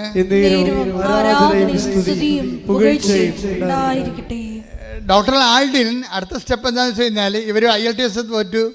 ഇവർ അത് കഴിഞ്ഞ് ആരോ പറഞ്ഞു OIT പോകാൻ. OIT നേഴ്സുമാർ പോണതാണ്, ഡോക്ടർമാർ പോണതല്ല ശരിക്കും പറഞ്ഞു. അപ്പം അവരവിടെ കുറഞ്ഞാലും ശരി ഇത് കിട്ടിയാവുന്ന പോകാമില്ല എന്ന് വിചാരിച്ചുകൊണ്ട് അതിന് പോയെങ്കിലും അതിനും തോറ്റു. ഒരു MBBS OIT നോക്കേണ്ട ഒരു സിറ്റുവേഷൻ ഒന്ന് ചിന്തിച്ച് നോക്കിയാൽ അവർക്ക് എന്തുമാത്രം വിഷമം ഉണ്ടാകും, എന്തുമാത്രം പ്രയാസം ഉണ്ടാകും. തോറ്റു. പക്ഷേ ആളിനൊരു ഗുണമുണ്ട്. എന്ത് തോറ്റെന്ന് പറഞ്ഞാലും ആധ്യാത്മികമായിട്ട് ഇവൾ തോക്കത്തില്ല. അവളും ഭർത്താവും കൂടി ഓൺലൈനിൽ ജപമാല ചെല്ലും.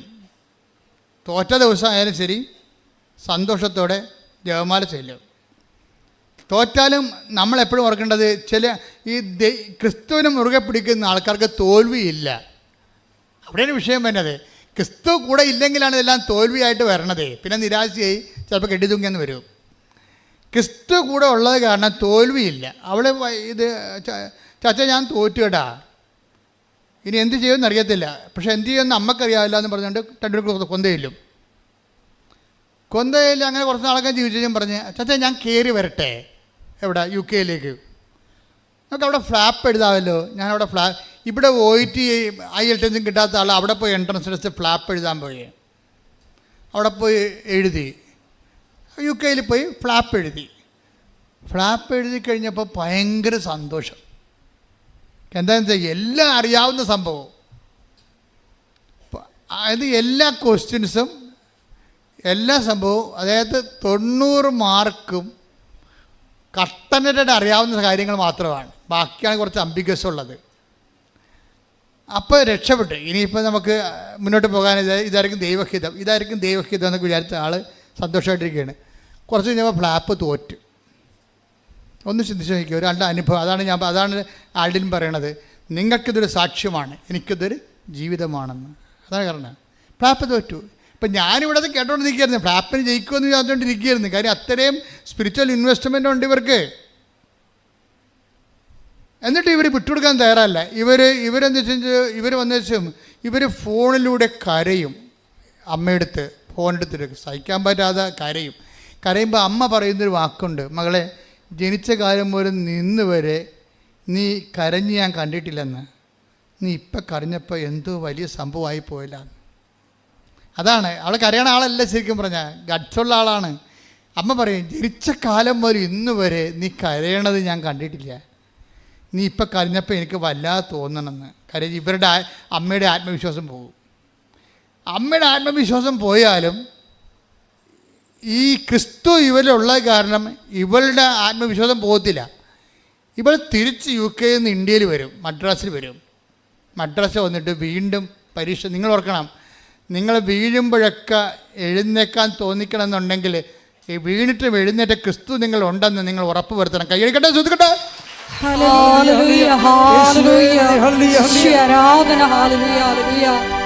ജീവിതത്തിലെ തകർച്ചകളിൽ നിന്നെ കൈപിടിച്ചു കൊണ്ടേറുവാൻ ആരാധനയോടെ ഞങ്ങൾ അഭിഷേകം ചെയ്യണമേ.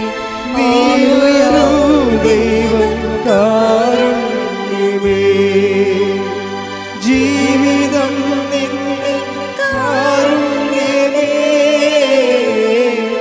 ജീവനേ നിത്യ കാരുണ്യമേ, ജീവിതം നിന്റെ കാരുണ്യമേ, ജീവനേ നിത്യ കാരുണ്യമേ. പരിശുദ്ധ പരമദിവ്യകാരുണ്യത്തിന് ആരാധനയും സ്തുതിയും പുകഴ്ചയും ഉണ്ടായിരിക്കട്ടെ. അതായത് ക്രിസ്തുജന്യമായ ക്ലേശങ്ങൾ കർത്താവിൻ്റെ പഞ്ചക്ഷതങ്ങളുടെയും ചമ്മട്ടിപ്പാടുകളുടെയും മുൾക്കിടത്തിൻ്റെയും ഫലം ചെയ്യുന്നതാണ്. അതായത് നമ്മൾ വിശ്വാസത്തിൽ ഉറച്ചു നിന്നിട്ടും ക്ലേശങ്ങൾക്ക് പഞ്ഞമൊന്നുമില്ലാതെ നിൽക്കുകയും സത്യസന്ധമായി ജീവിച്ചിട്ടും നമ്മൾ കുരിശിൽ കയറേണ്ടി വരികയും ഒക്കെ ചെയ്യുന്ന ഒരു സാഹചര്യമാണ് ക്രിസ്തുജന്യമായ ക്ലേശങ്ങളെന്ന് പറയുന്നത്.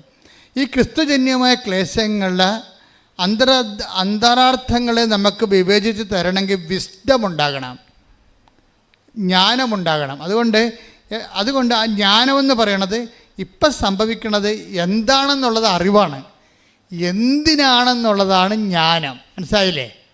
അത് പരിശുദ്ധാത്മാവാണ് നമുക്ക് പറഞ്ഞു തരേണ്ടത്. സംഭവിക്കണത് എന്താണെന്നറിയാം, അത് അറിവാണ്. അറിവ് കൂടിക്കഴിഞ്ഞാൽ ആത്മഹത്യ ചെയ്യും, അത്രേ ഉള്ളൂ.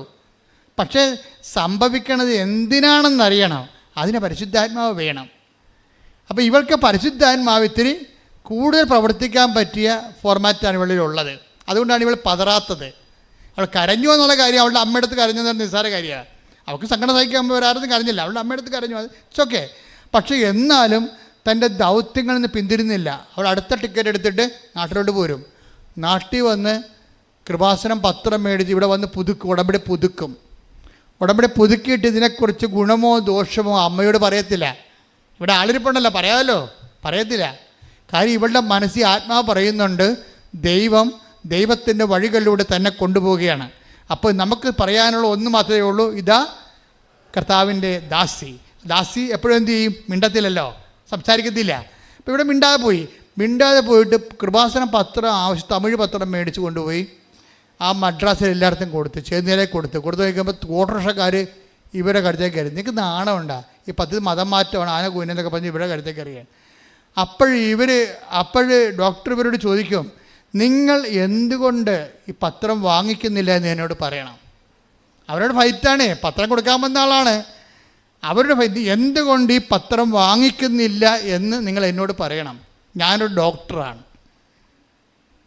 ഞാൻ നിങ്ങൾക്കൊരു പത്രം തരികയാണ്. 10,000 വായിച്ച് രക്ഷപ്പെടുന്ന ഒരു പത്രമാണ്. നിങ്ങളും രക്ഷപ്പെട്ടുണ്ടെന്ന് വിചാരിച്ചുകൊണ്ട്, നിങ്ങളുടെ ജീവിതത്തിൽ വഴിത്തിരിവ് ഉണ്ടാകുമെന്ന് വിചാരിച്ചുകൊണ്ടാണ് ഞാൻ നിങ്ങൾക്കൊരു സേവനം ചെയ്യുന്നതാണ്. അപ്പോൾ നിങ്ങൾ എന്തുകൊണ്ട് വാങ്ങിക്കുന്നില്ല എന്നോട് പറയണം എന്ന് പറയുമ്പോൾ കാര്യം മനസ്സിലാകുമ്പോൾ അവർ വാങ്ങിക്കും. അപ്പോൾ നോക്കിയേ, അല്ലാതെ ആരെങ്കിലും പറയുമ്പോൾ തന്നെ അയ്യോ അവർ വഴക്കിട്ടെന്ന് പറഞ്ഞ് നിലയം വിളിച്ച് അപ്പോൾ തന്നെ ഓടി വന്ന് വീട്ടിൽ കുത്തിരിക്കുകയല്ല. അതാണ് സംഭവം. വഴക്കിട്ടേ എന്ന് പറഞ്ഞു, അയ്യോ അവരങ്ങനെ പറഞ്ഞേ എന്ന് പറഞ്ഞിട്ട് നിലയം വിളിച്ച് വിടും. എൻ്റെ അമ്മ ഇന്ന് എന്നെ പത്രം കൊണ്ട് ഇന്നപ്പോൾ അവരിങ്ങനെ വഴക്കിട്ടെന്ന് പറയും.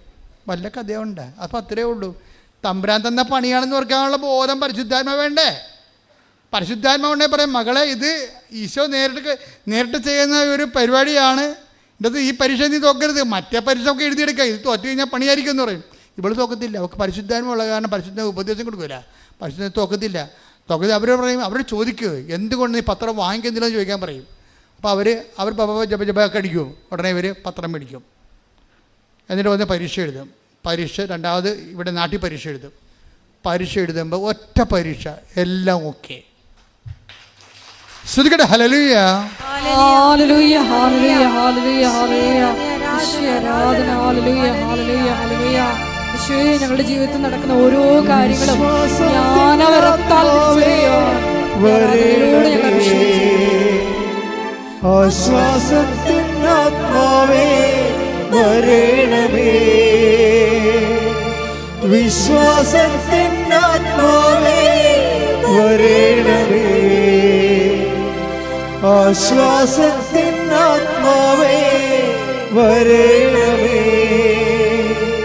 പരിശുദ്ധാത്മാവേ പാവനാത്മാവേ എൻ്റെ ഹൃദയത്തിൽ വന്നു വാഴണേ, പരിശുദ്ധാത്മാവേ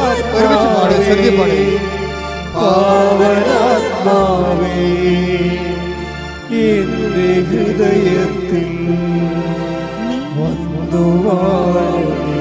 പരിശുദ്ധ പരമദിവ്യകാരുണ്യത്തിന്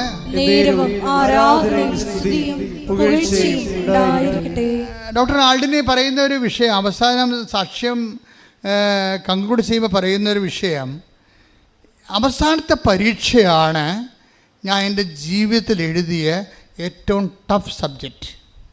അതാണ് നമ്മുടെ പോയിൻ്റ്.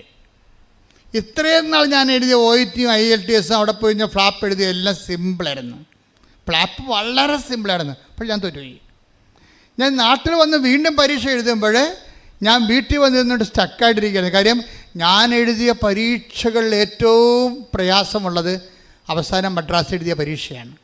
ഇപ്പം ഞാൻ പപ്പായെ വിളിച്ച് പറഞ്ഞു, ഹസ്ബൻഡ് വിളിച്ച് പറഞ്ഞു, അമ്മയെ വിളിച്ച് പറഞ്ഞു, എന്ത് ചെയ്യണമെന്ന് എനിക്കറിയാൻ പാടില്ല, പക്ഷേ പരീക്ഷയ്ക്ക് ഞാൻ തോക്കും. അത്രയ്ക്ക് മോശമായിരുന്നു എന്ന് പറയും. നീ തോക്കുമോ ജയിക്കുമോ എന്ന് തീരുമാനിക്കണം നീയല്ല, ഉടമ്പടിയിൽ നിന്റെ ദൈവമാണ്. ശ്രദ്ധിക്കട്ടെ.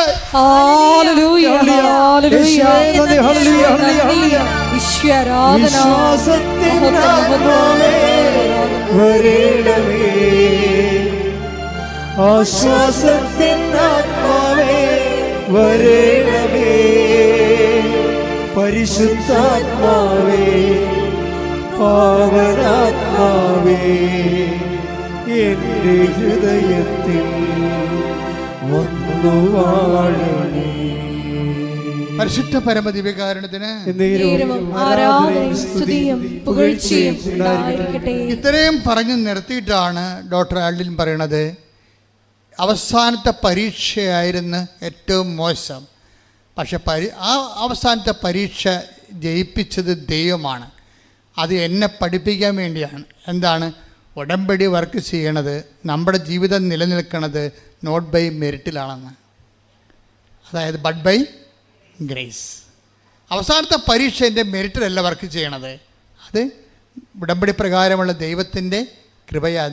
എൻ്റെ യോഗ്യതയാലല്ല, ദൈവത്തിൻ്റെ കൃപയാൽ. എൻ്റെ ദൈവത്തിലെ ഓരോ തകർച്ചയും, ഓരോ തരത്തിലുണ്ടാകുന്ന നമ്മൾക്ക് വരുന്ന തട്ടുകേടുകളും നമ്മുടെ സാഹചര്യം എന്തുമാത്രം ബലഹീനമാണെന്ന് നമ്മളെ ബോധ്യപ്പെടുത്തുകയും കൃപ പ്രവർത്തിക്കാൻ കാലമായി നമ്മളെ ഓർപ്പിക്കുകയും ചെയ്യുന്നതാണ് പ്രത്യാശ. മനസ്സിലായ മക്കളെ? ഇപ്പോൾ ഒരു ഇഞ്ചക്ഷൻ കയറി, ഡോക്ടർ പറഞ്ഞ് 24 മണിക്കൂർ വെയിറ്റ് ചെയ്യാൻ പറഞ്ഞു. 24 മണിക്കൂർ കഴിഞ്ഞപ്പോൾ നമ്മൾ ഓർക്കും ശരിയാവും. അത് ശരിയല്ല, അത് മരുന്ന്, ആ മരുന്നല്ല, ഇനി മരുന്ന് ജർമ്മനിയിൽ നിന്ന് വരുത്തിക്കണം, അതുവരെ കൊച്ചുണ്ടാകുമെന്ന് അറിയാൻ പറ്റില്ല, വെൻ്റിലേറ്റർ കേറ്റർ ചെയ്യണം, ഉപ്പിട്ടേക്കാൻ പറയും. അപ്പോൾ വ്യത്യസ്തങ്ങളായ കാലാവസ്ഥയിലൂടെ നമ്മൾ പോണത്. പക്ഷേ ഉടമ്പടിയിലായിരിക്കുന്ന വ്യക്തിക്ക് ഇതൊന്നും ഒരു പ്രശ്നമല്ല. എന്താ കാര്യം? ആ ഉടമ്പടി ജെന്യുവിനായിട്ട് ചെയ്യണമെന്നുണ്ടെങ്കിൽ ആദ്യമേ തന്നെ ഇൻസ്റ്റാൾമെൻ്റായിട്ട് പരിശുദ്ധാത്മ വരും.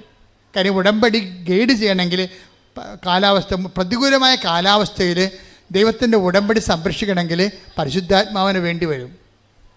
അതായത് പ്രതികൂലമായ കാലാവസ്ഥയിൽ എന്ന് പറഞ്ഞ് പ്രതികൂലമായ കാലാവസ്ഥയിലെ ദൈവത്തോട് ചെയ്ത വാഗ്ദാനം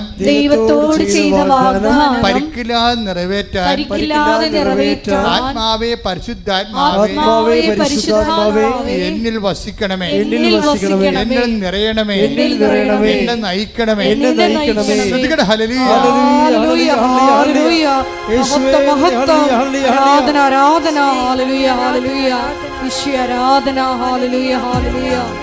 കൈയടിച്ചുകൊണ്ട് സ്തുതിക്കട്ടെ. ഹല്ലേലൂയ. മഹത്വം. ഹല്ലേലൂയ.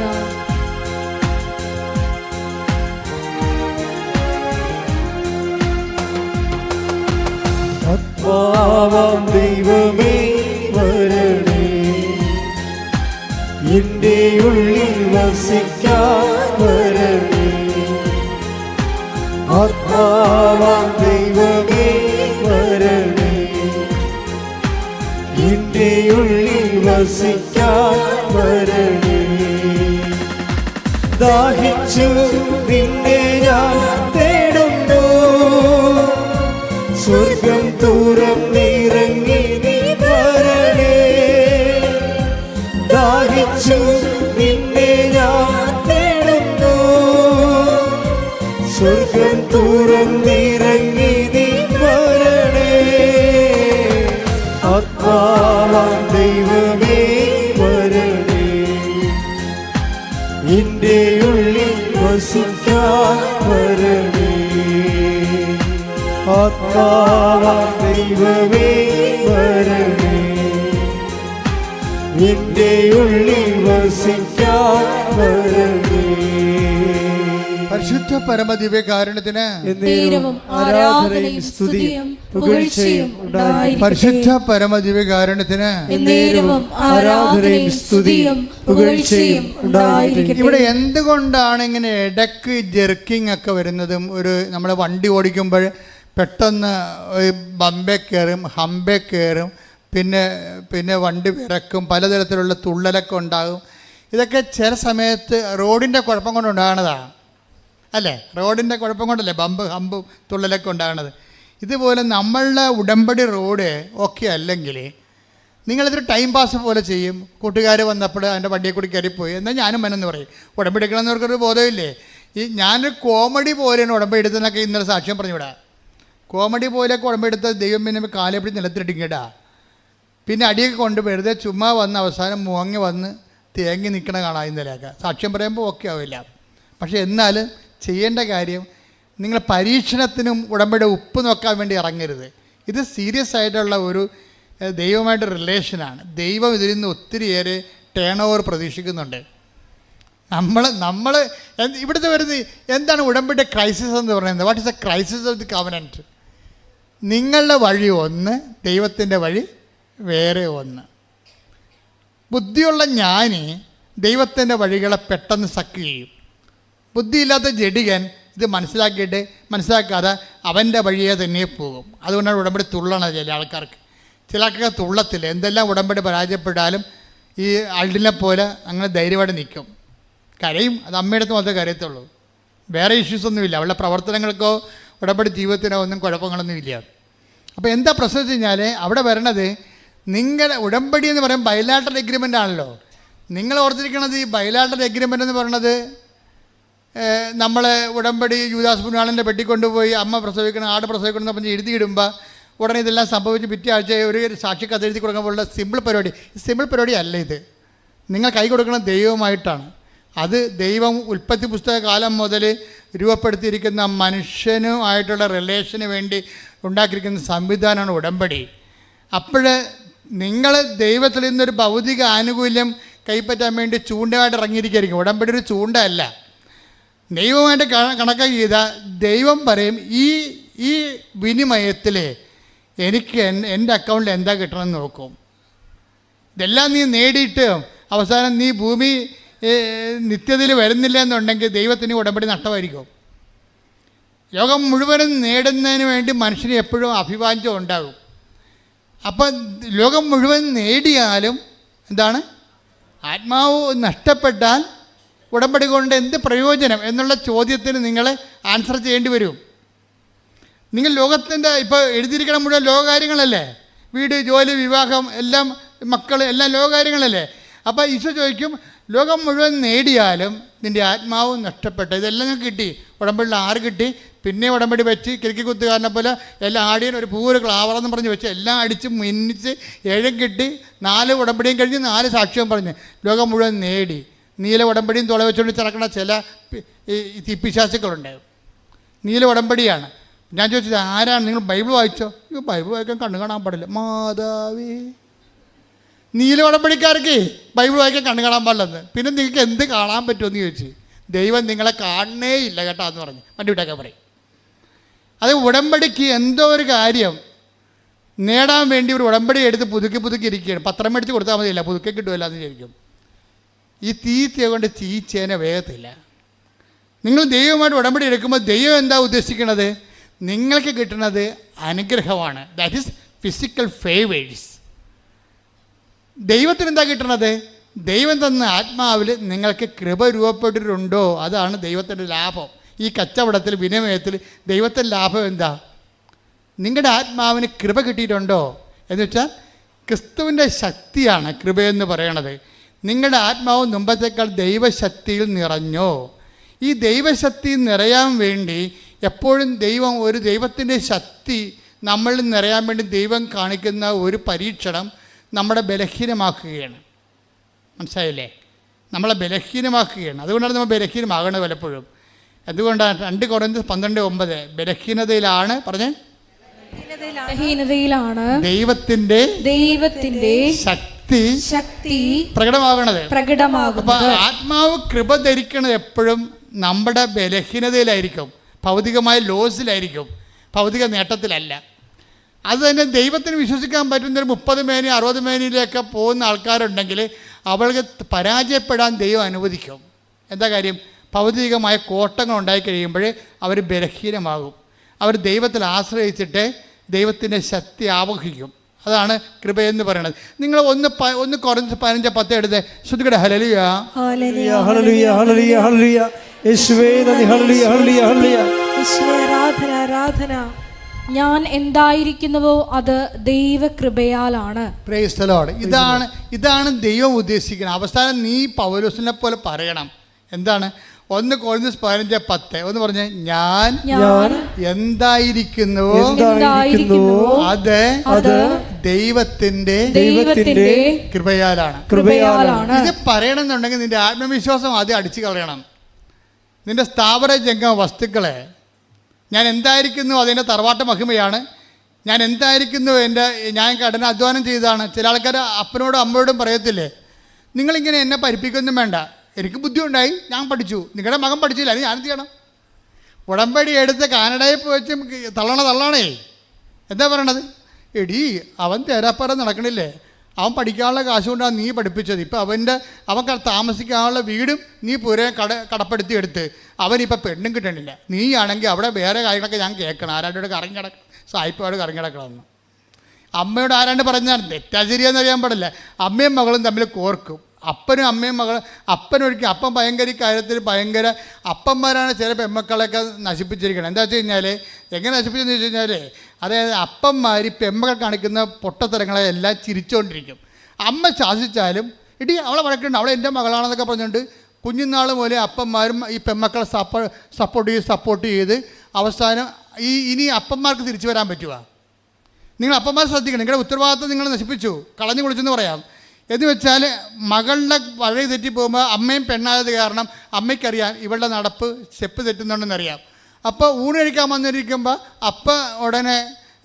അമ്മ ഉടനെ ഓരോ കാര്യം എടുത്തിടും. തിടി പിന്നെ നാട്ടുകാർക്കോട് പറയിപ്പിക്കരുത് കേട്ടാ, നാട്ടുകാർക്കോട് പറയിപ്പിക്കട്ടെ, ഞാൻ ചില കാര്യങ്ങളൊക്കെ കേൾക്കുന്നുണ്ട്, ഞാൻ ഇപ്പോൾ അത് ചോദിക്കണില്ല. അപ്പനിക്കണമെന്ന് പറയുമ്പോൾ ഉടനെ ഇവളെന്ത് ചെയ്യും? ഇവിടെ ഇങ്ങനെ അഡ്ജസ്റ്റ്മെൻറ്റ് 2 തരം കണ്ണീരെടുത്ത് ചോറ് വെള്ളിട്ടും അവൾ കൈ കഴുകാതെ പോയിരുന്നിട്ട് പോകും. അവൾ പോയി. നിനക്ക് വല്ല കാര്യമുണ്ട് അവിടെ കരുത്തേക്ക് കയറാൻ? പാവം മകളെ വാടി കഴിക്കടിയെന്ന് അപ്പം പറയും. പോരെ, അപ്പൻ്റെ ലൈസൻസ് കിട്ടാൻ വേണ്ടി കള്ളക്കണ്ണീരായിരുന്നത്. അവളുടെ തോന്നിയ വാസത്തിന് അപ്പൻ്റെ ലൈസൻസ് വാങ്ങിച്ച് അമ്മയെ അടിച്ച് പുറത്ത് കളയാൻ വേണ്ടിയുള്ള പ്രകൃതം കാണിച്ചായിരിക്കുന്നത്. അതിനെ അപ്പം കൂട്ടി നിൽക്കും. അപ്പം അമ്മ അവിടെ നിസ്സഹായായി. അപ്പനും അമ്മയും കഴിഞ്ഞുള്ള അഭ്യാസം കാരണം ഇവളെന്ത് ചെയ്ത്, ഇപ്പം എന്ത് ചെയ്ത്, ആങ്ങൾക്ക് പെണ്ണുമില്ല, ജോലിയുമില്ല, അവരിങ്ങനെ മുടിയും വെള്ളത്തിൽ കഞ്ചാവും അടിച്ച് നടക്കുകയാണ്. കാര്യം എന്താ കുറിച്ചൊരു കാര്യമുണ്ട, ഈ അപ്പനും അമ്മയും ഈ പെങ്ങളും കൂടി അവൻ്റെ ജീവിതം നശിപ്പിച്ചിരിക്കുകയാണ്. അവനിപ്പോൾ 10-35 വയസ്സായി.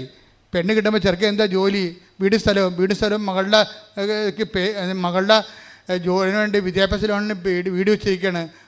ആരടക്കും? അവളടക്കണില്ല. കുടുംബം നശിപ്പിച്ച് കളഞ്ഞു. ഈ ആൾക്കാരും വന്ന് ഉടമ്പടി എടുത്തിട്ടുണ്ടേ. ഈ ദുഷ്ട ഉദ്ദേശത്തിൽ ഉടമ്പടി എടുത്തിട്ടുണ്ടെങ്കിൽ ഉടമ്പടി വർക്കൗട്ട് ചെയ്യത്തില്ല. ചില മുട്ട പൊരുന്നാതെ ചീഞ്ഞു പോകത്തില്ല, അതുപോലെ ഉടമ്പടി ചീഞ്ഞു പോകും. കാര്യം എന്താ? നിങ്ങളുടെ കയ്യിരിപ്പ് ദൈവത്തിന് അറിയാം. അതുകൊണ്ട് ഉടമ്പടി എടുക്കുമ്പോൾ ദൈവം നോക്കണത് നിങ്ങൾ നിങ്ങളുടെ ഭൗതിക നേട്ടം നോക്കുന്നു. ദൈവം എന്ത് നോക്കുന്നു? നിങ്ങളുടെ കൃപയുണ്ടാകുമോ എന്ന് നോക്കുന്നു.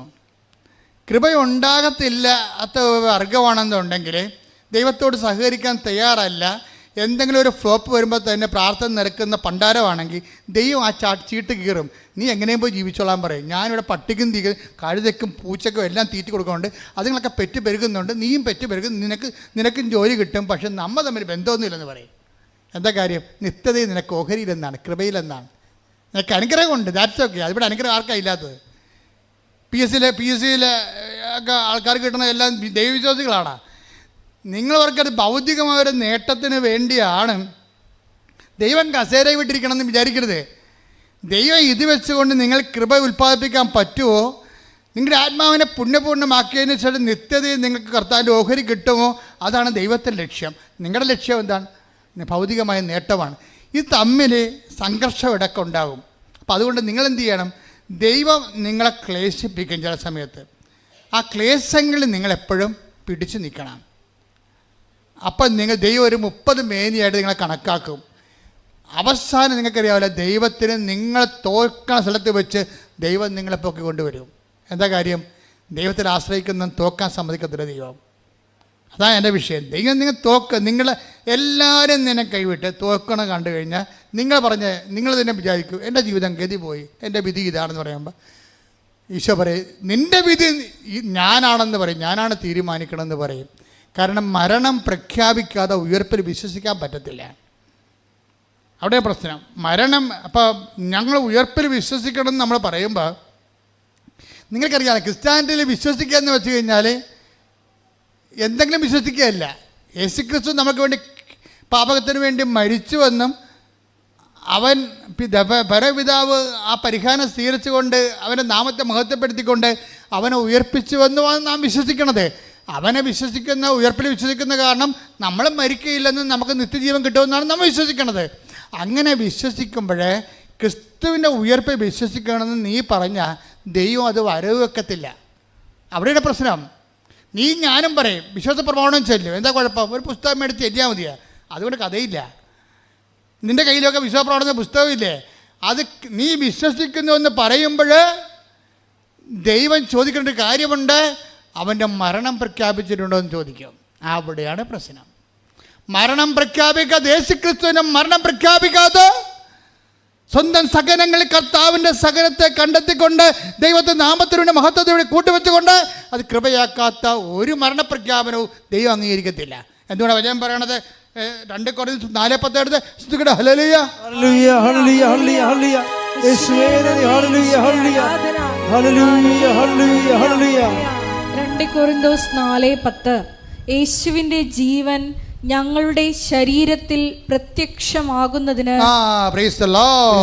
പറഞ്ഞേ, യേശുവിന്റെ ജീവൻ ഞങ്ങളുടെ ശരീരത്തിൽ പ്രത്യക്ഷമാകാൻ വേണ്ടി അവിടുത്തെ മരണം ഞങ്ങൾ എല്ലായ്പ്പോഴും ശരീരത്തിൽ സംവഹിക്കുന്നു. ശരീരത്തിൽ മരണം സംവഹിക്കുന്നതാണ് ഉയർപ്പ് വിശ്വസിക്കുന്നതിൻ്റെ ആദ്യ പടി. അപ്പം ഞാൻ വിശ്വസിക്കുന്നു എനിക്ക് രോഗമില്ല, എനിക്ക് തകർച്ചയില്ല, പരാജയമില്ല എന്ന് വിചാരിച്ചാൽ കർത്താവിൻ്റെ മരണത്തിൻ്റെ മുദ്ര നിൻ്റെ ജീവിതത്തിലില്ല. ദാറ്റ് മീൻസ് യു ആർ നീ യേശു വിശ്വസിക്കണമെന്ന് പറഞ്ഞാൽ പോലും കർത്താവ് പറയും അത് വിശ്വാസയോഗ്യമല്ല. കാരണം അതിൻ്റെ പ്രോസസ്സ് നിങ്ങൾ 10ാം ക്ലാസ് ജയിച്ചെന്ന് നിങ്ങൾ പറയുകയാണ്. അപ്പോൾ ഉടനെ കർത്താവ് പറയും ആ 9ാം ക്ലാസ് സർട്ടിഫിക്കറ്റ് ഒന്ന് കാണാത്തതെന്ന് പറയും. അയ്യോ 9ാം ക്ലാസ്സിൽ പഠിച്ചിട്ടില്ല. ആ 8ാം ക്ലാസ് സർട്ടിഫിക്കറ്റ്, അയ്യോ 8ാം ക്ലാസ്സിൽ പഠിച്ചിട്ടില്ല. പിന്നെ 7ാം ക്ലാസ് സർട്ടിഫിക്കറ്റ് അതുമില്ല. പിന്നെ എന്തെങ്കിലും 10ാം ക്ലാസ് പാസ്സാക്കണത്. അപ്പോൾ വല്ലയിടത്തും കള്ള സെറ്റ് വരും. ഇപ്പോൾ ചില ആൾക്കാർ പറയത്തില്ലേ യൂണിവേഴ്സിറ്റി ഓഫ്, നമ്മുടെ കേരളത്തിലത്തെ പേരൊക്കെ ഉണ്ടല്ലോ. പണ്ട് ഇവിടുത്തെ ആൾക്കാർ ഈ ഗൾഫിലൊക്കെ പോകുമ്പോൾ അറബിനെ പറ്റിച്ചിട്ടുള്ള കുറേ യൂണിവേഴ്സിറ്റിക്കാർ ഈ ചങ്ങനാശ്ശേരി മുക്കിലിപ്പുണ്ടായിരുന്നു. അവരെന്ത് ചോദിച്ചാൽ സർട്ടിഫിക്കറ്റ് കൊടുക്കുവർ. ആ കൊമ്പരാടിയോട് അത് വെറുതെ കളിയാക്കി പറഞ്ഞാണതേ. പക്ഷെ ഇതുപോലെ നിൻ്റെ കർത്താവിൻ്റെ ഉയർപ്പ് നീ വിശ്വസിക്കണമെന്ന് പറയണത് ഇതുപോലെയുള്ള ഫ്ലോപ്പ് വിശ്വാസമാണ്. അപ്പം കർത്താവ് ചോദിക്കും അവൻ്റെ മരണത്തിൻ്റെ സർട്ടിഫിക്കറ്റ് തരാൻ പറയും. അവൻ്റെ മരണത്തിൻ്റെ മുദ്ര പേറിയതിൻ്റെ സർട്ടിഫിക്കറ്റ് തരാൻ പറയും. അവൻ്റെ നാമത്തിൽ ക്ലേശങ്ങൾ നിലനിന്നതിൻ്റെ സർട്ടിഫിക്കറ്റ് തരാൻ പറയും. അവൻ്റെ നാമത്തിൽ നീ വിശ്വസിച്ചതിൻ്റെ സഹിച്ചതിൻ്റെ സർട്ടിഫിക്കറ്റ് തരാൻ പറയും. എൻ്റെ ദൈവത്തെ നമ്മുടെ ഓരോ സഹനവും വിശ്വാസിക്ക് നേട്ടമാണ്. ക്രിസ്തു തന്നെ നിനക്ക് നേട്ടമാണ്. ശ്രുതികട ഹല്ലേലൂയ ഹല്ലേലൂയ ഹല്ലേലൂയ ഹല്ലേലൂയ യേശുവേ ഹല്ലേലൂയ ഹല്ലേലൂയ ഹല്ലേലൂയ ഹല്ലേലൂയ ഹല്ലേലൂയ ആരാധന. ഹല്ലേലൂയ ഹല്ലേലൂയ. യേശുവേ ഞങ്ങളുടെ സഹനങ്ങളോട് ചേർത്ത് ആരാധനയോടെ വിശ്വസിക്കണമേ. ആഴമാർന്ന മഹാത്യാഗത്തെ ക്രൂശിൽ കണ്ടു ഞാൻ സ്നേഹത്തെ. ആഴമാർന്ന മഹാത്യാഗത്തെ പകരം എന്തു നൽകും ഞാനിനി. ഹൃദയം പൂർണ്ണമായി നൽകുന്നു നാഥന്. പകരം എന്തു നൽകും ഞാനിനി. ഹൃദയം പൂർണ്ണമായി നൽകുന്നു നാഥന്. ക്രൂശിൽ കണ്ടു ഞാൻ സ്നേഹത്തെ. ആഴമാർന്ന മഹാത്യാഗത്തെ. രോഗസൗഖ്യ പ്രാർത്ഥന സമയമാണ്. കൈകൾ നെഞ്ചത്ത് കമത്തി വെച്ച് കണ്ണുകളടച്ച് കർത്താവിൻ്റെ സാന്നിധ്യത്തിലേക്ക് വരാം. കർത്താവേ,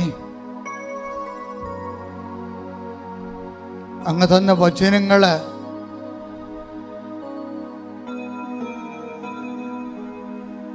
ഞാൻ അവർക്ക് നൽകി.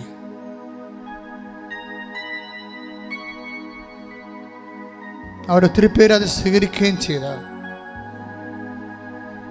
ബാക്കിയുള്ളവരും അതിൻ്റെ അർത്ഥങ്ങൾ മനസ്സിലാക്കി ക്ലേശങ്ങളെ കർത്താവിൻ്റെ മരണത്തിൻ്റെ പ്രഖ്യാപനമായി ജീവിതത്തിൽ ഏറ്റുപറയാൻ ആവശ്യമായി ജ്ഞാനവരം നൽകണമെന്ന് പ്രാർത്ഥിക്കുന്നു.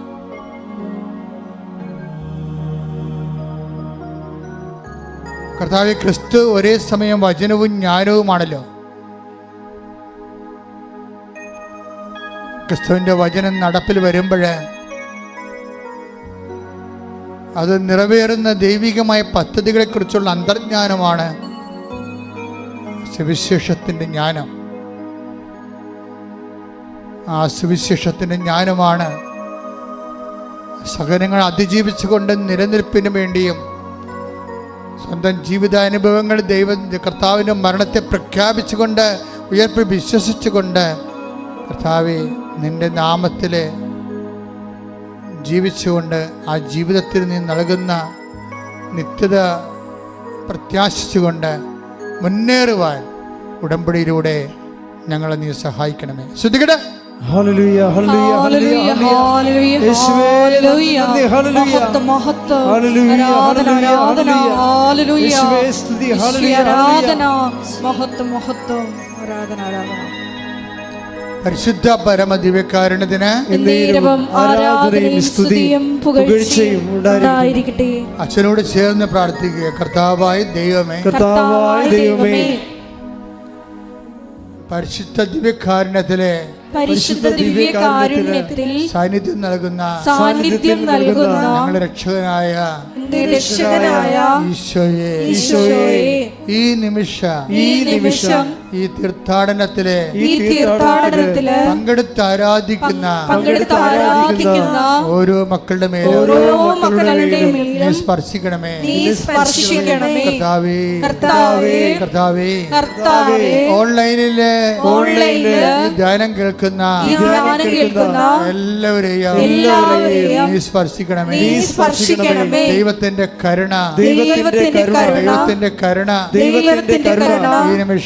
ഈ നിമിഷം എല്ലാ മക്കളെയും സ്പർശിക്കണമേ. അടിപ്പിണർ പോലെ വൈദ്യുത ആഘാതം പോലെ ദൈവിക ശക്തി പരിശുദ്ധ അമ്മയുടെ മാധ്യസ്ഥതയിലെ നാമത്തിലെ എല്ലാ മക്കളിലും പ്രസരിക്കട്ടെ. മാരക രോഗങ്ങള്, വേദികള്, ദുരിതങ്ങള് ദൈവത്തിന്റെ നാമത്തില് മാറിപ്പോകട്ടെ.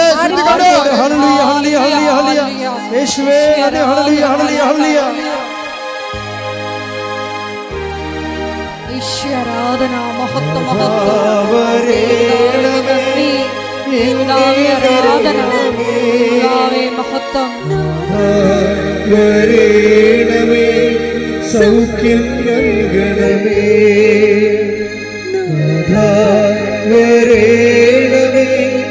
എന്നിൽ നിറയണമേ, സൗഖ്യം നൽകണമേ. പരിശുദ്ധ പരമ ദിവ്യകാരുണ്യത്തിന്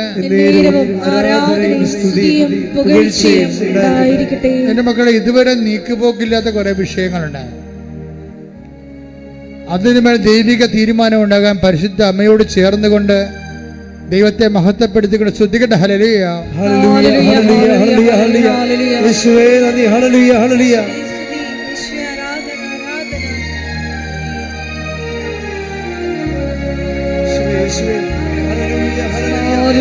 മഹത്വം, മഹത്വം, ആരാധന, ആരാധന. ഹല്ലേലൂയ. ഈശോയെ, ഞങ്ങളുടെ ജീവിതത്തിൽ നടപ്പിലാകാത്ത എല്ലാ ജീവിത വിഷയങ്ങളെയും ജീവിത ദുരിതങ്ങളിലെയും ഈ ആരാധനയിലൂടെ ഏറ്റെടുക്കണമേ. ഞങ്ങളെ പ്രത്യക്ഷീകരണത്തിന്റെ സാക്ഷികളാക്കി ഉയർത്തണമേ. ഹല്ലേലൂയ. എൻ്റെ പ്രിയപ്പെട്ടവരെ, ജോലിയില്ലാത്തവര്, വീടില്ലാത്തവര്, വഴിയില്ലാത്തവര്, വിവാഹം ഒത്തുവരാത്തവർ, മക്കളില്ലാത്തവര്, ഭാര്യയും ഭർത്താവും പിരിഞ്ഞു പോയവര്, തിരിച്ചു വരാൻ ആഗ്രഹിക്കുന്നവര്, ഒരു പങ്കാളിയുടെ ജീവിതം തന്നെ പൂർണ്ണമായി ഇരുട്ടിലാകപ്പെട്ടു പോയവര്, പങ്കാളിയോട് ക്രൂരത കാണിക്കുന്നവര്, നിയമപരമായിട്ട് വൈരാഗ്യവും പ്രതികാരം കാണിക്കാൻ വേണ്ടി ദൈവത്തിൻ്റെ ഉടമ്പടിയെപ്പോലും പ്രതികാരത്തിൻ്റെ ഉപകരണമാക്കി മാറ്റുന്ന പൈശാചിക ചിന്തയുള്ളവര്, അവരെല്ലാം മാനസാന്തരപ്പെടാൻ വേണ്ടി ശ്രദ്ധിക്കട്ടെ. ഹല്ലേലൂയ, ഹല്ലേലൂയ, ഹല്ലേലൂയ, ഹല്ലേലൂയ. ആരാധന, ഹല്ലേലൂയ, ഹല്ലേലൂയ, ഹല്ലേലൂയ. മഹത്വം, മഹത്വം, ആരാധന, ആരാധന. ഹല്ലേലൂയ, ഹല്ലേലൂയ, ഹല്ലേലൂയ, ഹല്ലേലൂയ. ഈശോയെ നന്ദി. വീട് സ്ഥലവുമില്ലാത്ത ഒത്തിരിയേറെ സഹോദരങ്ങളെ എല്ലാ ദിവസവും പ്രാർത്ഥിക്കാൻ വരുന്നുണ്ട്. ജപ്തി നടപടിയെ നേരിടുന്നവര്, കടകമ്പോളങ്ങളും കച്ചവടങ്ങളും പൂട്ടിപ്പോയവര്, അത് വലിയ കടങ്ങൾ ഉണ്ടായിട്ടുള്ളവർ, നാട്ടിൽ നിൽക്കാൻ പറ്റാതിരിക്കുന്നവര്, വിദേശ രാജ്യത്ത് പോയിട്ട് അവിടെ ജോലി കിട്ടാതെ അലയുന്നവർ, ഇപ്പോഴും വിസ ശരിയാകാത്തവര്, ഇപ്പോഴും ജോലി കിട്ടാത്തതിൻ്റെ പേരിൽ വിസയുടെ കാലാവധി കഴിയാൻ പോകുന്നവർ, തിരിച്ചു പോരാൻ പോലും പണമില്ലാത്തവർ, ജയിലിലകപ്പെട്ടവർ, എല്ലാവരും വേദനിച്ച് കണ്ട് കണ്ണീരോടെ പ്രാർത്ഥിക്കുകയാണ്. അവർക്ക് വേണ്ടി സ്തുതിക്കട്ടെ.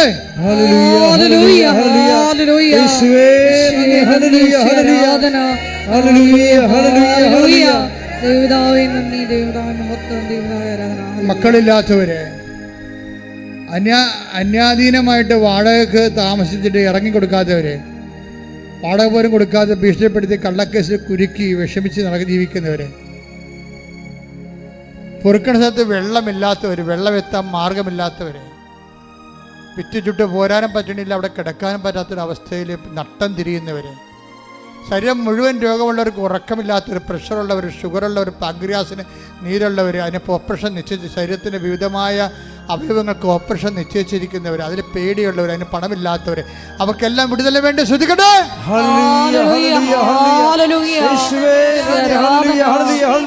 ശക്തി മക്കളെ സാക്ഷികളാക്കി ഉയർത്തണമേ. ഹല്ലേലൂയ. ആത്മാവാം ദൈവമേ വരണേ, എൻ്റെ ഉള്ളിൽ വസിക്കാൻ വരണേ. ആത്മാവാം ദൈവമേ വരണേ, എൻ്റെ ഉള്ളിൽ വസിക്കാൻ വരണേ. ദാഹിച്ചു നിന്നെ ഞാൻ തേടുന്നു,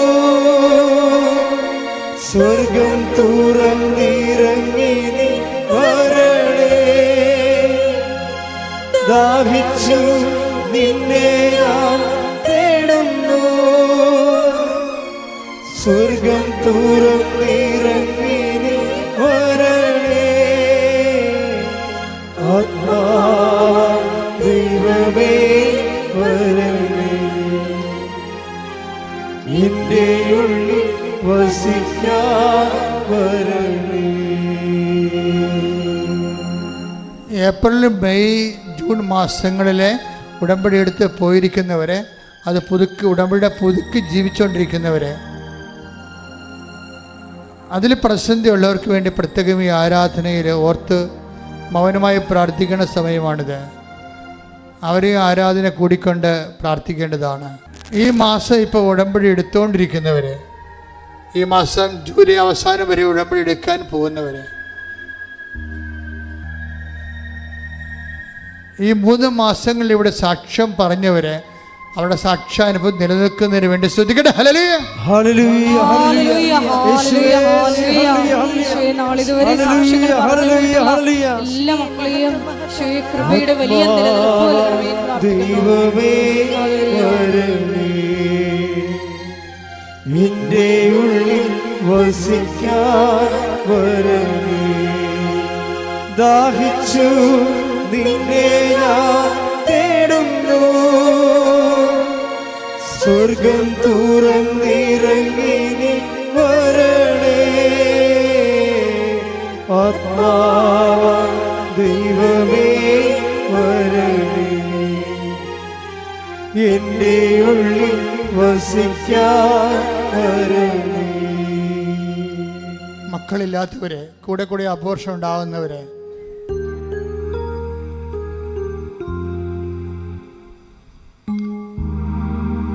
ശരീരത്തിൽ സിസ്റ്റുകളുള്ളവരെ, പൊളിപ്പുകളുള്ളവരെ,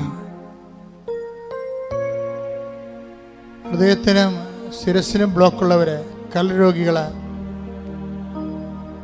അസ്ഥി ഉരുക്കമുള്ളവരെ, അസ്ഥി തേയ്മാനമുള്ളവരെ, നടുവിന് വേദനയുള്ളവരെ, കർത്താവേ നിന്റെ തിരുമുറുവാർന്ന വലത് കരത്താൽ മക്കളെ സ്പർശിക്കണമേ. വിവാഹം ഒത്തുവരാത്തവരെ,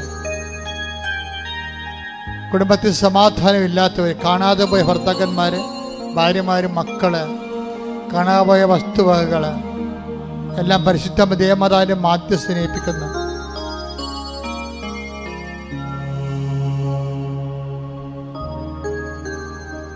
അസ്ഥി വളരുന്നവര്,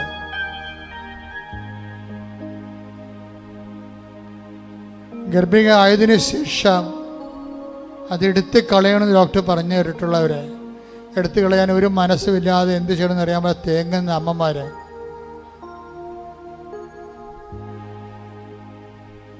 ഗുരുതരമായ തെറ്റുകളുടെ ജയിലിൽ കിടക്കുന്നവര്, അവരുടെ മാനസാന്തരം അവരെ വിടുവിക്കുകയാണെങ്കിൽ അത് സമാധാനത്തിന് വിശുദ്ധിയോടെ ജീവിക്കാനുള്ള കൃപയ്ക്ക് വേണ്ടി പ്രാർത്ഥിക്കുന്നു. കൃപാസനത്തിന് ചുറ്റും കലവരം മുഴുവനും എല്ലാ തിന്മകളുടെ ശക്തികളിൽ നിന്ന് മോചിതരാകാൻ കർത്താവിൻ്റെ വിശുദ്ധമായ രക്തം തളിക്കപ്പെട്ടുകൊണ്ട് പൈശാചിക സ്വാധീനങ്ങളെ, നമ്മുടെ റോഡ് കവർ ചെയ്യുന്നവരെ, അങ്ങോട്ടും ഇങ്ങോട്ടും റോഡ് കവർ ചെയ്യുന്നവരെ, റോഡിൽ പോകുന്ന വാഹനങ്ങൾ സുരക്ഷിതവും സമാധാനം അപകടം ഉണ്ടാകാതിരിക്കാൻ വേണ്ടി ശ്രദ്ധിക്കട്ടെ. ഹല്ലേലൂയ, ഹല്ലേലൂയ, ഹല്ലേലൂയ, ഹല്ലേലൂയ. മുഴുവൻ മക്കൾക്കും സംരക്ഷണം നൽകണമേ എന്ന് പ്രാർത്ഥിക്കുന്നു. തിരുരക്ത സംരക്ഷണം. ജീവിതത്തിൽ പല പല നിർണായകമായ ഡേറ്റുകളുണ്ട്. അതെല്ലാം ജീവിതത്തെ ബാധിക്കുന്ന ഒരു സാക്ഷ്യവും ഒരു സാക്ഷ്യ അനുഭവമല്ല, ഒരു ജീവിതമാണെന്ന് പറഞ്ഞതുപോലെയാണ്. ഓരോ ഉടമ്പടിയും ഒരു ജീവിതമാണ്. അതിൽ പല കാര്യങ്ങൾ വെക്കും. ചിലപ്പോൾ ചെറു പറയും ചിട്ടി വീഴാൻ പറയും, കേൾക്കുന്നവർ ചിരിക്കും, പക്ഷെ അവർക്ക് ചിരി വരത്തില്ല, അവരുടെ ജീവിതമാണത്. ചിലർ മക്കൾ പോസ്കോ കേസിൽ അകത്താണ് കിടക്കുന്നത്. ചില കേസ് പോലീസ് അന്വേഷിച്ചിരിക്കുന്നത്, ചിലർക്ക് ജാമ്യമില്ല.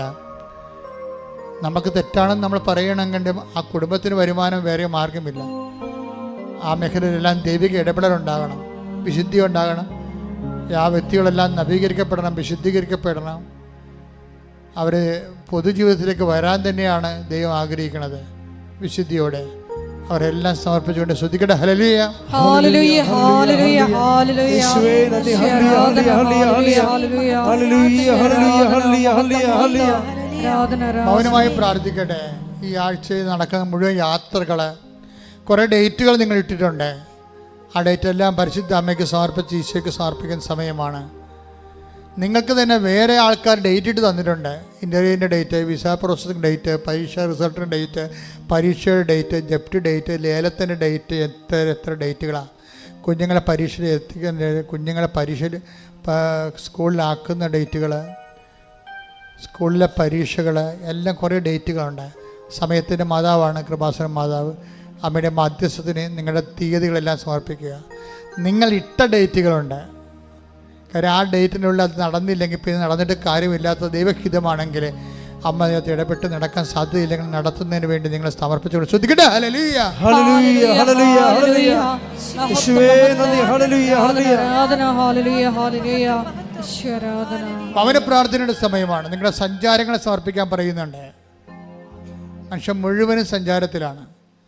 നാട്ടിൽ ജോലിക്ക് പോകുന്നവരുണ്ട്, നാട്ടിൽ വാഹനം ഉപയോഗിക്കുന്നവരുണ്ട്, വിദേശത്ത് പോകുന്നവരുണ്ട്, അവിടുന്ന് വരുന്നവരുണ്ട്, കേസിന് പോകുന്നവരുണ്ട്, അതുപോലെ തന്നെ ജോലിക്ക് പോകുന്നവരുണ്ട്, പഠിക്കാൻ പോകുന്നവരുണ്ട്, ഇന്ത്യയിൽ തന്നെ വ്യത്യസ്തമായ സംസ്ഥാനങ്ങളിലേക്ക് പോകുന്നവരുണ്ട്, വരുന്നവരുണ്ട്.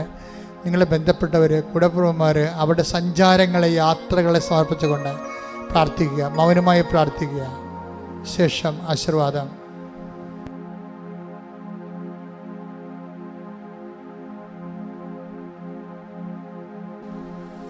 ഒരിക്കൽ കൂടി മരിയനോട് ഉണ്ടയിൽ സമർപ്പിച്ചിരിക്കുന്ന എല്ലാ വിഷയങ്ങളും ദൈവമാതാവിൻ്റെ മധ്യസ്ഥയിൽ ദിവ്യാരണ സന്നിധിയിൽ നമുക്ക് സമർപ്പിച്ച ഒരു നിമിഷം മൗനമായിട്ട് പ്രാർത്ഥിക്കാം. ഈശോയെ പ്രതി, ഈശോയുടെ നാമമഹത്വത്തിനായി എല്ലാം ഉച്ഛിഷ്ടമായി കരുതി ദൈവനാമ മഹത്വത്തിന് വേണ്ടി മാത്രം നമ്മുടെ ജീവിതത്തെ രൂപാന്തരപ്പെടുത്തണമേ, അതിനായി മാത്രം ഞങ്ങളെ തിരഞ്ഞെടുത്ത് അഭിഷേകം ചെയ്യണമേ എന്നൊരു നിമിഷം നമുക്ക് പ്രാർത്ഥിക്കാം. നമ്മുടെ ജീവിതത്തെ ബലഹീനമാക്കുന്ന സാഹചര്യങ്ങളെല്ലാം ഈശോയെ നിൻ്റെ ശക്തി വന്ന് നിറയാനുള്ള മാധ്യമങ്ങളാണെന്ന് തിരിച്ചറിയാനുള്ള വലിയ ദൈവിക ജ്ഞാനം ഞങ്ങൾക്ക് നൽകണമേ എന്ന് ഒരു നിമിഷം പ്രാർത്ഥിക്കുന്നു. പരിശുദ്ധ അമ്മയെ പോലെ ഇതാ കർത്താവിൻ്റെ ദാസി എന്ന് പറഞ്ഞുകൊണ്ട് വചനത്തിന് ഞങ്ങളെ തന്നെ പൂർണ്ണമായിട്ട് സമർപ്പിക്കുവാൻ ഈശോയെ എളിമയെന്ന പുണ്യം, ദൈവസ്നേഹമെന്ന പുണ്യം ഞങ്ങളിൽ വർദ്ധമാനമാകുവാൻ ഈശോയെ ഈ ആരാധനയിലൂടെ കൃപയാകണമേ എന്ന് പ്രാർത്ഥിച്ചുകൊണ്ട് ശിരസ് നമിച്ച് നമുക്ക് ദിവ്യകാരുണ്യനാഥൻ്റെ ആശീർവാദം സ്വീകരിക്കാം.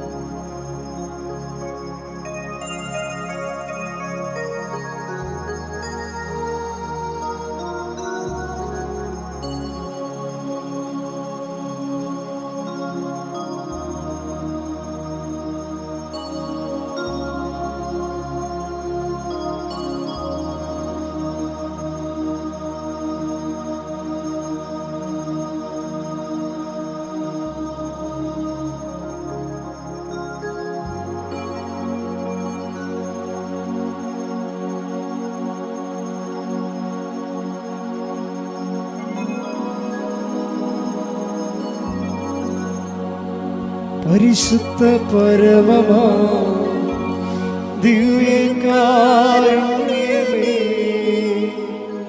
എന്നുമെന്നും അങ്ങേക്കാരാധന. പരിശുദ്ധ പരമമാ ദിവ്യകാരുണ്യമേ, എന്നുമെന്നും അങ്ങേക്കാരാധന. പരിശുദ്ധ പരമമാ ദിവ്യകാരുണ്യമേ, എന്നുമെന്നും അങ്ങേക്കാരാധന.